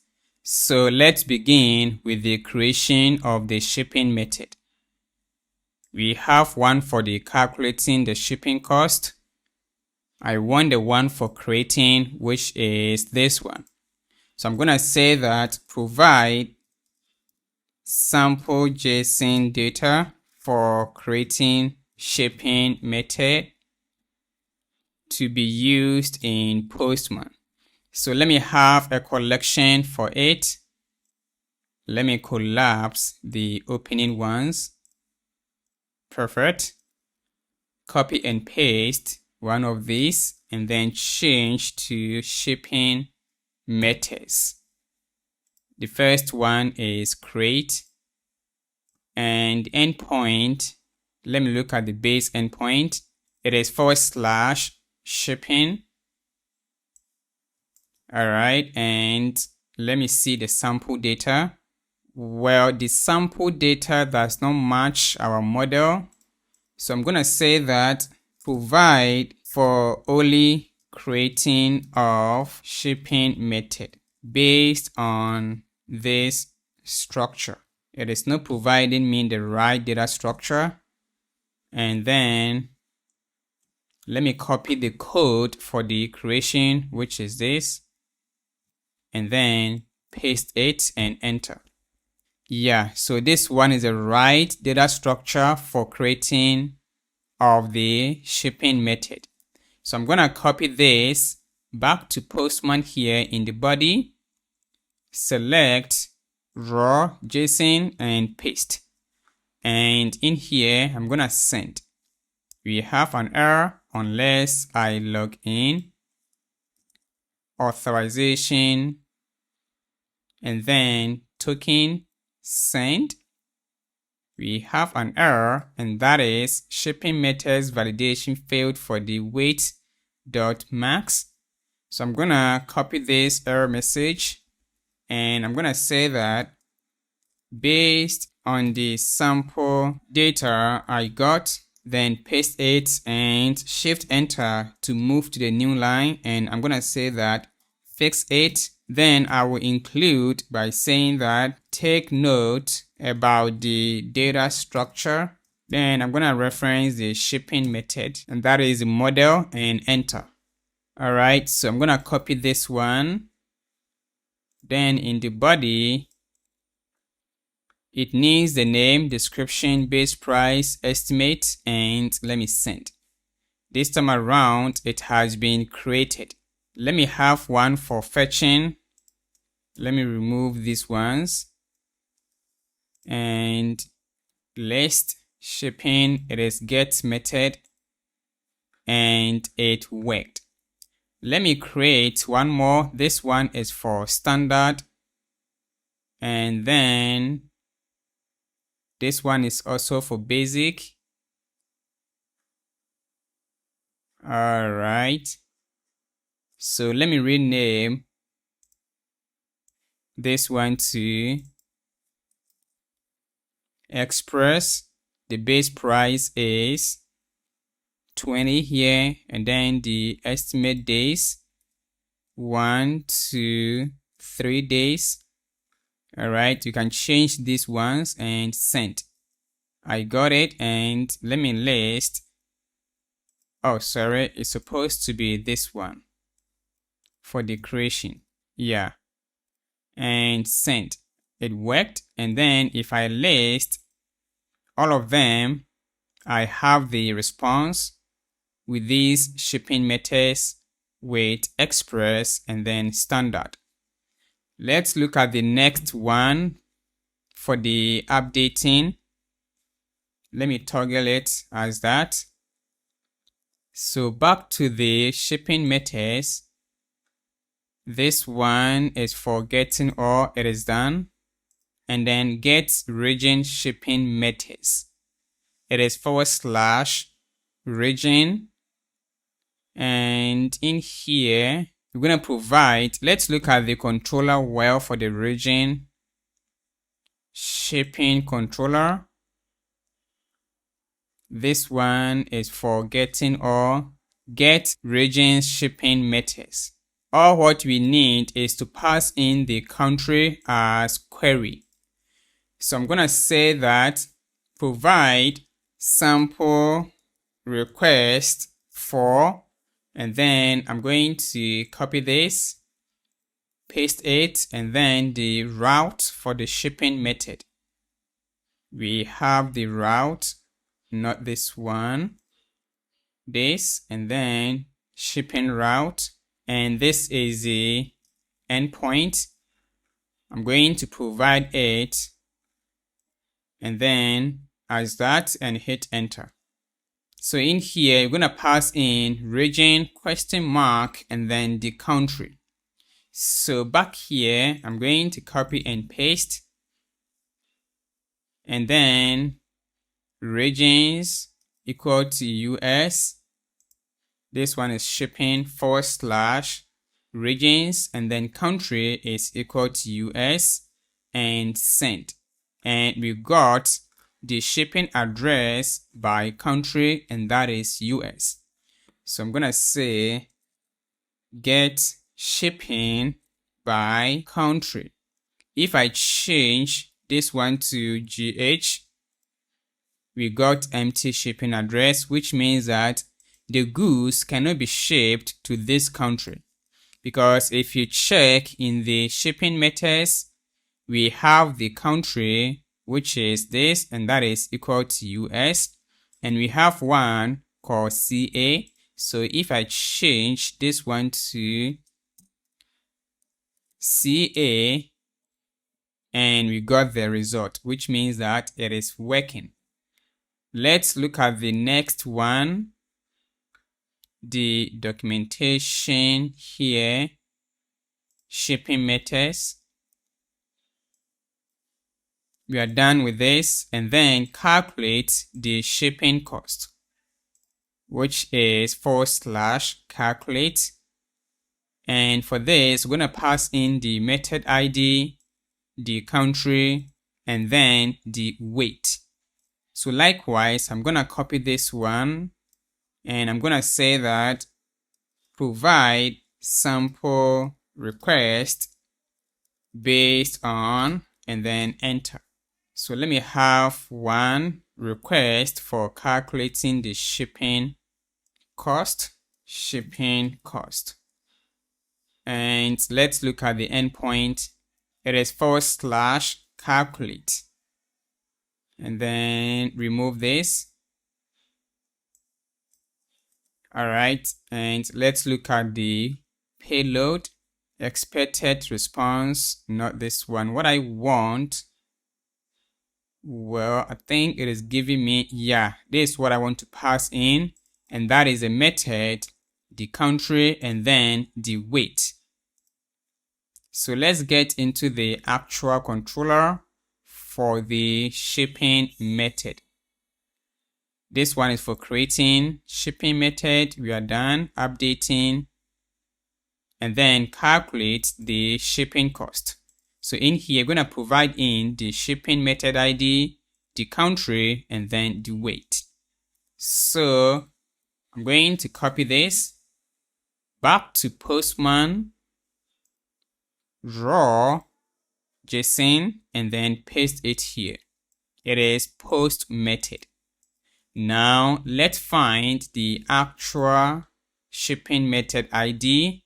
I'm going to use the standard one, replace with this, and the country is US, and then the weight is 5.5. And this is a response with a cost which is equal to 10.99, and then the estimated date. All right, so let's look at the logic for the calculation of the shipping cost. For this one, you can enhance it. So here, if the weight is less than the shipping method dot the weight limit, or if the weight is more than the shipping method dot maximum, then we're going to say that order weight is outside shipping method's limit. So let's try to increase this one to this one, and let's see the error. And indeed, we got this error, which means that the logic is working. All right, the next one is, let's look at the next endpoint. We are done with the creation, shipping method, and probably update of shipping method, which is this. So for this, I'm going to use the creation,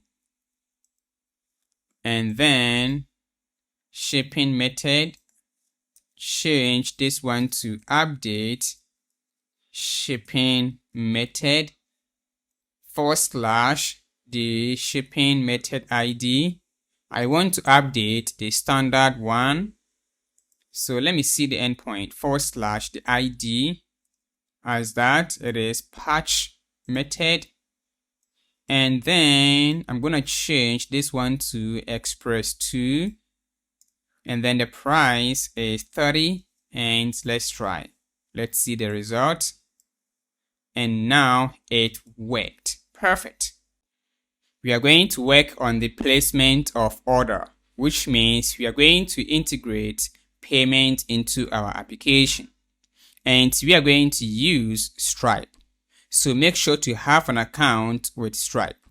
The next step is that we are going to use the npm package, and that is Stripe for Node.js library. So, assuming that we have no idea how to integrate payment into our project, using Cursor AI, it is so easy to do. All what you have to do is to understand the context of your project. At this point, we know what we are doing.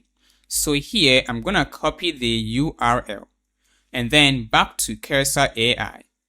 And I'm going to open the chat window. In here, we're going to provide the context of our project, what we want to achieve. Based on this, I'm going to give this prompt. And remember that for placement of order, we need the cart item and then the shipping method. And also after payment, we are going to keep track about the payment, which means we have the payment model. So back here, I'm going to say that implement placement of order. But currently, we have implemented the cart management, shipping methods. And I'm going to say that when placing an order, the user should provide the shipping method and then keep track about the payment. I'm going to say that we will use Stripe Node.js npm package, and to reference that, make use of and then the web and paste the link.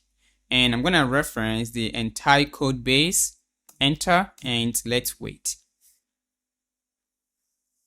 It is creating the order model. Let's confirm if you don't have it. Yeah, it is empty and it is done. So let me apply. For this, it will need the product ID, the quantity, the price, and we are associating the product to the user.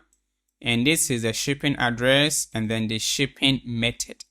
And we have the shipping cost, which means that the user need to have a shipping method, but we can create it upon placing the order. So the next one is the controller, and then apply, accept. I'll walk you through how it is going to work. Let's finish with the implementation and the order route, apply, accept, and then let's mount it here as that. And we need to install Stripe. So I have an error here. Yeah, I have to provide the API key. Don't worry. Let me install the Stripe package and let's see what is going on. Let's get into the order controller. This one is for the creating of the order. We will need the shipping address and then the shipping method and get user's cart. Remember that the user has placed the item in the cart, so we're going to find those items in the cart. And then here, we're going to calculate the totals about the cost. And this is where we are initiating the payment for Stripe. And the currency is USD and some metadata here as accept a payment. And this is where we're going to create the order. And then we don't have the payment model. We need to have the payment model here. Well, let me see if we are creating the payment history. I'm not sure, but don't worry, we can refine this logic. At the moment, let's make sure that the payment using Stripe is working. So all what we need is to provide our Stripe secret key. I'm going to copy this environment and then place it here as Stripe key. Let me get back to my Stripe dashboard. I have an account, so I'm gonna enter into my dashboard. In case you want to accept live payment, then make sure to turn this one to live mode. Mine is in a live mode, but let me use the test mode. So I'm gonna provide my secret key, which is this one, and click to copy. Back to cursor here, I have pasted that. So now let me check my terminal and then run the application. Now it worked. So let's provide the endpoint for the placing of order. So in the documentation here, I will say order API.md, and I'm going to say that provide all the endpoints for order in this file, and then reference the file. I'm going to say that don't include sample data or response. While it is creating, let's have a collection for it. Copy and paste one of these, not this one. Let me use the cart one. Rename to order. All right, so let's look at the endpoint. This one is for the creating of order. The endpoint is /orders. So it is /orders. And let's look at the payload. Let me accept it, and I can close this one. Let's get into the order. All what we need is to provide the shipping address and then the shipping method ID. So I'm gonna ask the AI to provide me sample data for creating of order. And that is provide sample JSON data for placing order to use in Postman, and hit enter. Remember that upon placing, the user needs to provide the shipping address, which is this one, and I'm gonna copy this in the body here, raw JSON paste, and this is the shipping address and then the shipping method ID. For the shipping method ID, let me fetch all, not this one. I think let me copy. I have renamed the other one to something else. Change this one to get, and then shipping. And I want this shipping method, and that is express2. I have copied that back to the order. I'm going to change this one to rare ID, remove this, and send. Unless I log in the headers here, authorization, and then the token, I have an error, and that is no items in cart. So let's see the error.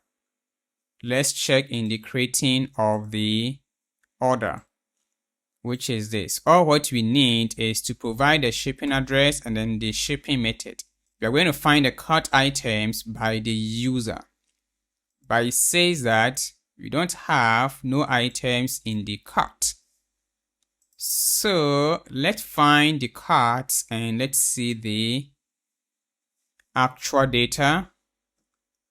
This one is for the listing of cart items.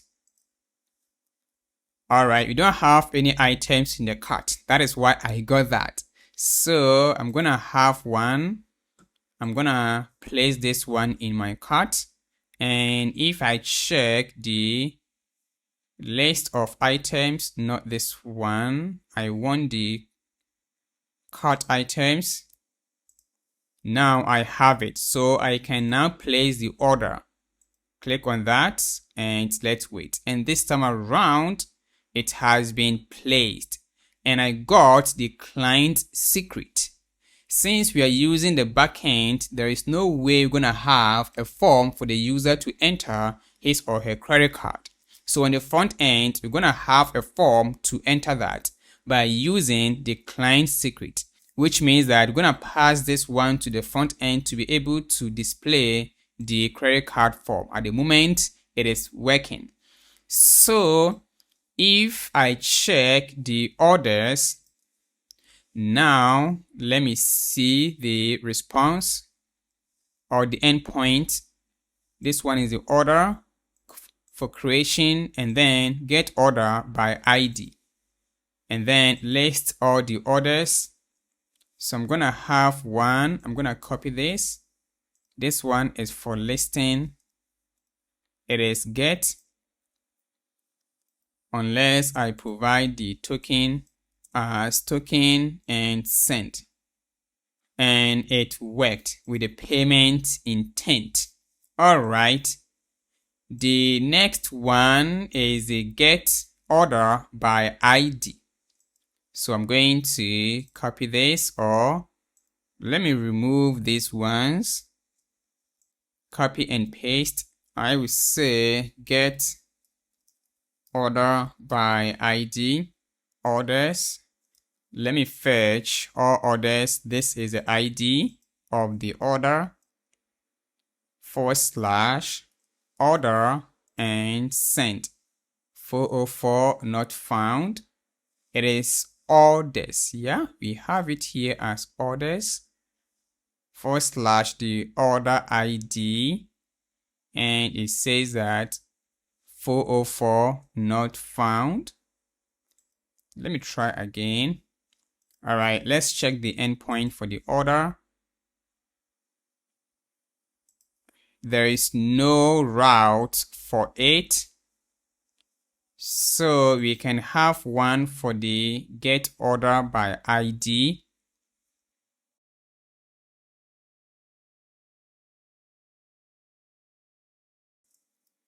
Order by ID, and it is get order by ID. Let me import this. Well, let me cross-check the controller for creating update get users, where we don't have the logic for getting order by ID, but we have get users order. So let's look at the endpoint get users order. I think we have it already, and that is getting of all orders. All right, so let me locate the controller, get orders or get user orders. We are finding the order by the login user. So that is this one. Good. So let me remove these ones. And the next one is the update. So in the order here, we're going to update the order status. So let me copy and paste. I think for these ones, it couldn't delete. So I will say update order status, either pending or success. It is patch method. And then let me look at the endpoint. It is orders / the ID of the order, and then / status. Let me provide the right order ID, which is this one. All right, and then in the body here, let's see what we need to provide. So in the controller for the order update, we will need the order ID and then the status. For the status, it can be success or pending or paid. Let's look at the model well to know the required status value. It is either pending, paid, failed, or delivered. So change this one to status, and I'm going to change this one to paid. And it worked. Let's look at the status for this. it is pending here. Well, let me try again. Well, for some reasons, the status here is pending. So if I use, for example, delivered, and here as delivered, and we still have pending here. Let's look at the logic well. Order not found here, and verify payment with Stripe. So payment intent, retrieve order, then if it is succeeded, then we can update the status. The issue here is that since there is no front-end logic for the user to enter his or her credit card, the status will be always pending, because here, unless it is succeeded before we can update the status, which means that the logic for the payment or placement of order is working. We are going to work on the payment history. So why do we need separate model or logic for payment? In this way, we're going to have separation of concern, and we can keep track about the transaction history. So let's get back to the chat window here, and I'm going to say that, let me remove these guys, and I'm going to say, and it goes like this: implement the payment. I'm going to reference the entire code base. And this is the model with the order, the payment intent, amount, currency, status, and the payment method. So let me accept this. And the next one is create order. We need to modify the controller for placing of order. So I'm going to click on this, and this is a logic where we have the placement of order. If you look inside this logic, there is no changes here for this, but below here it says that let's update this to include better payment handling. So I'm gonna click on the order here, and then apply, and then accept. Let's look at the logic here. This is where it is creating the payment after placing the order. So the next step is we need to update the order controller. So I'm gonna click on that, and that is update status. So apply, and then accept. All right. So for this, it will need the publishable key, but we may need this one on the front end. So all what we need is a secret key from Stripe. So now when an order is being placed, it is going to create the payment. So let's look at the logic one more time. This is a model for the payment. And then in the creating of the order, let's see where it is creating the payment history. After the order is being placed, this is where it is creating the payment. So now let's get back to Postman, and let me place an order with this one and send. No items in the cart. So let me go ahead and add this one in my cart, and now I can place an order. And we got this validation error, and that is payment method is required. I think it is trying to create the payment history, but the payment method wasn't passed in. So let me copy this error message, and back here, I'm gonna say I got this error from the payment model. All right, so let me accept the changes. It has passed in the payment method. So I think now it will work. And let's add this validation also. So let's try out. Place the order, payment method is required. So in case you don't have payment method, then use CRUD. So up here, we can avoid the validation. So remove this one from here. and now it will work. And this is my order. If I check the database, I'll be able to see the payment history. Let me refresh. Payment, and this is a payment. Awesome. So I want to have a controller to fetch all the payment history. So let me check in case it has the payment controller.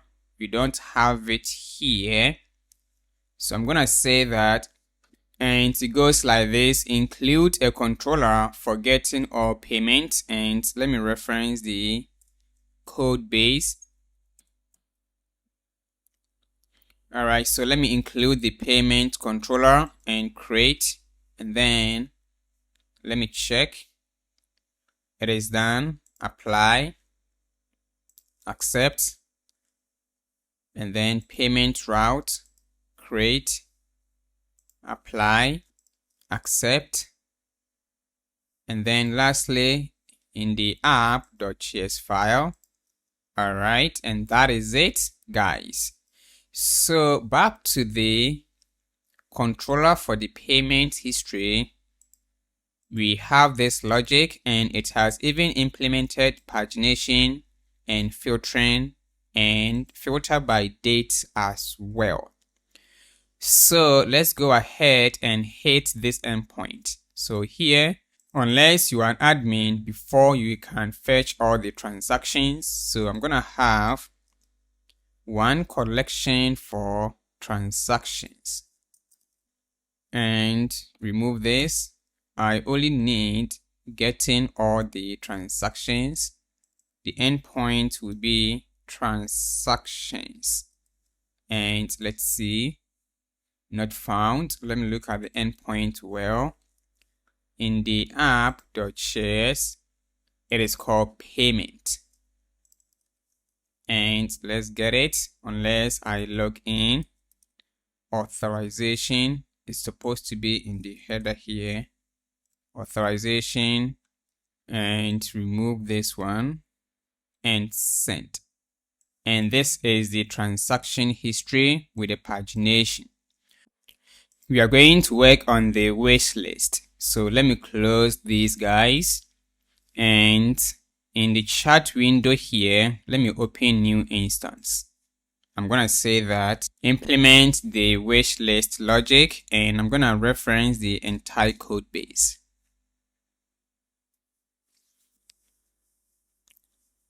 And this is a model with the user and then the associated product.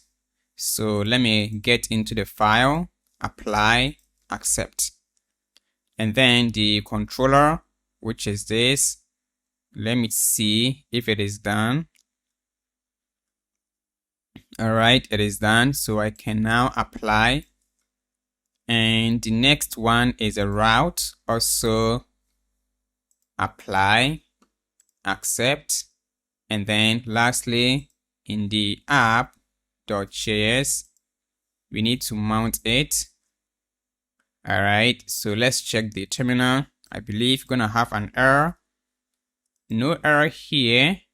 That is crazy, guys. Okay, it has imported the wish list here. Okay, so let's look at the endpoint. Let's get into the wish list route. It is / wish list, and then for the creating of wish list, it is / and remove pass in the ID of the product, and then move to cart by using move to cart.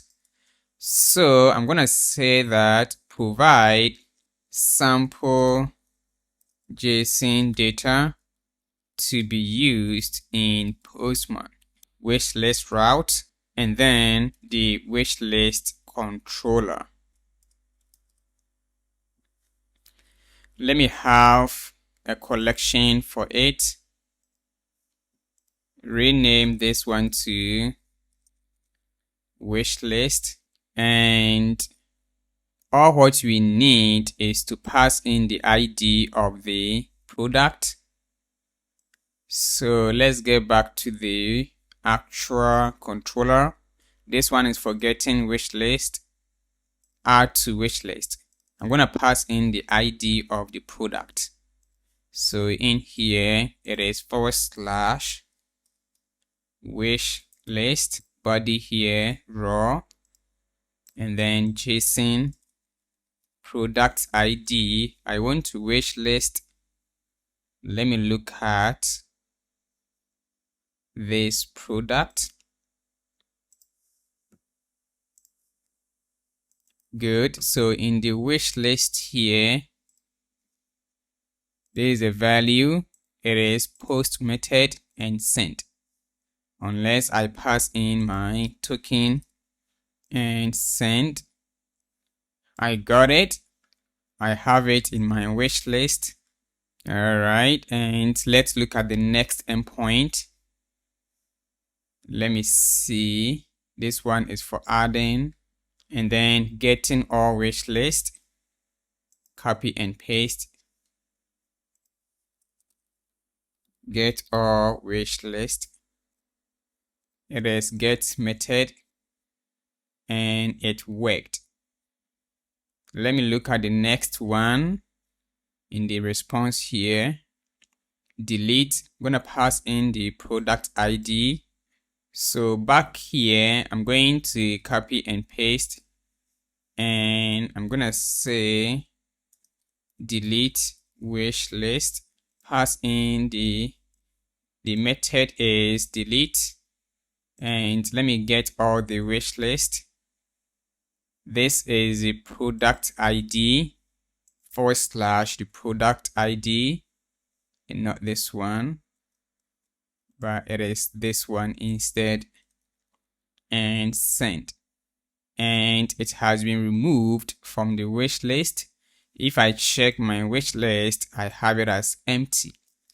And let me add one more, and then get all wish list. I have one because it is the same product. Let me remove this one. The next one is going to be move to cart. So we can move from wish list to cart. So it is going to be / product ID and then / the move to cart. So I'm gonna copy and paste. And then the endpoint here is / move to cart. It is post and here as move to cart. And let me try. Unless I log in, authorization token, and item moved to cart successfully. If I fetch all, as you can see, it has moved. We are going to work on the review. So I'm going to close everything from here and open the chat window. I'm going to say that implement the review logic, and then I'm going to reference the entire code base. And this is a model with a user with a product ID, the rating 1 up to 5, the comment, status, pending, approved, rejected, and then prevent user from submitting more than one review, and then the average rating. All right, so let me apply these changes and back to the review controller. Let me apply, and the next one is going to be the review route. Also apply, accept, and then let me apply to the review route. These are the middlewares. Let me get back to the app, apply, and we need to include this file or this line of code. That is a middleware. So let me accept. And now let's look at the endpoint, and we have it here as this. So to get a review, we're going to pass in the product and then the / review. And this one is for creating product / product ID and then the review. So I'm going to say that provide sample JSON data for review. So back here, let me have one collection for reviews. This one is create. The endpoint is /product, then the product ID. I want to review this product for iMac. So copy the ID, then / the ID and / reviews. It is post method, and let's look at the structure. All what we need to pass in is the rating and then the comment. I'm going to copy this, and in the body here, raw, and then paste it and send. And the review is working, and this is a start about the product. Average rating is 4 and number of reviews. Let's look at the other endpoint for the review. We have getting product review. So if I get into the route for the reviews, this one is public route, get product reviews. We're going to pass in so all what we need to do is to change the method, and we can get the product review. So here, change this one to get product review, and the method is get and send. And this is a product review with a rating equal to 4. And the next one is going to be, this one is creating an update of review. I'm going to pass in the review ID. So let me copy and paste. Change this one to update review. And the endpoint is reviews / review ID. So here as reviews. And let me get the review ID, this one. Pass in here. Let me check the path. It is patch for update. And the body here, I'm going to pass in rating of and send. Unless I log in, it is not found. It is reviews / review ID. There is no / review here, and it worked.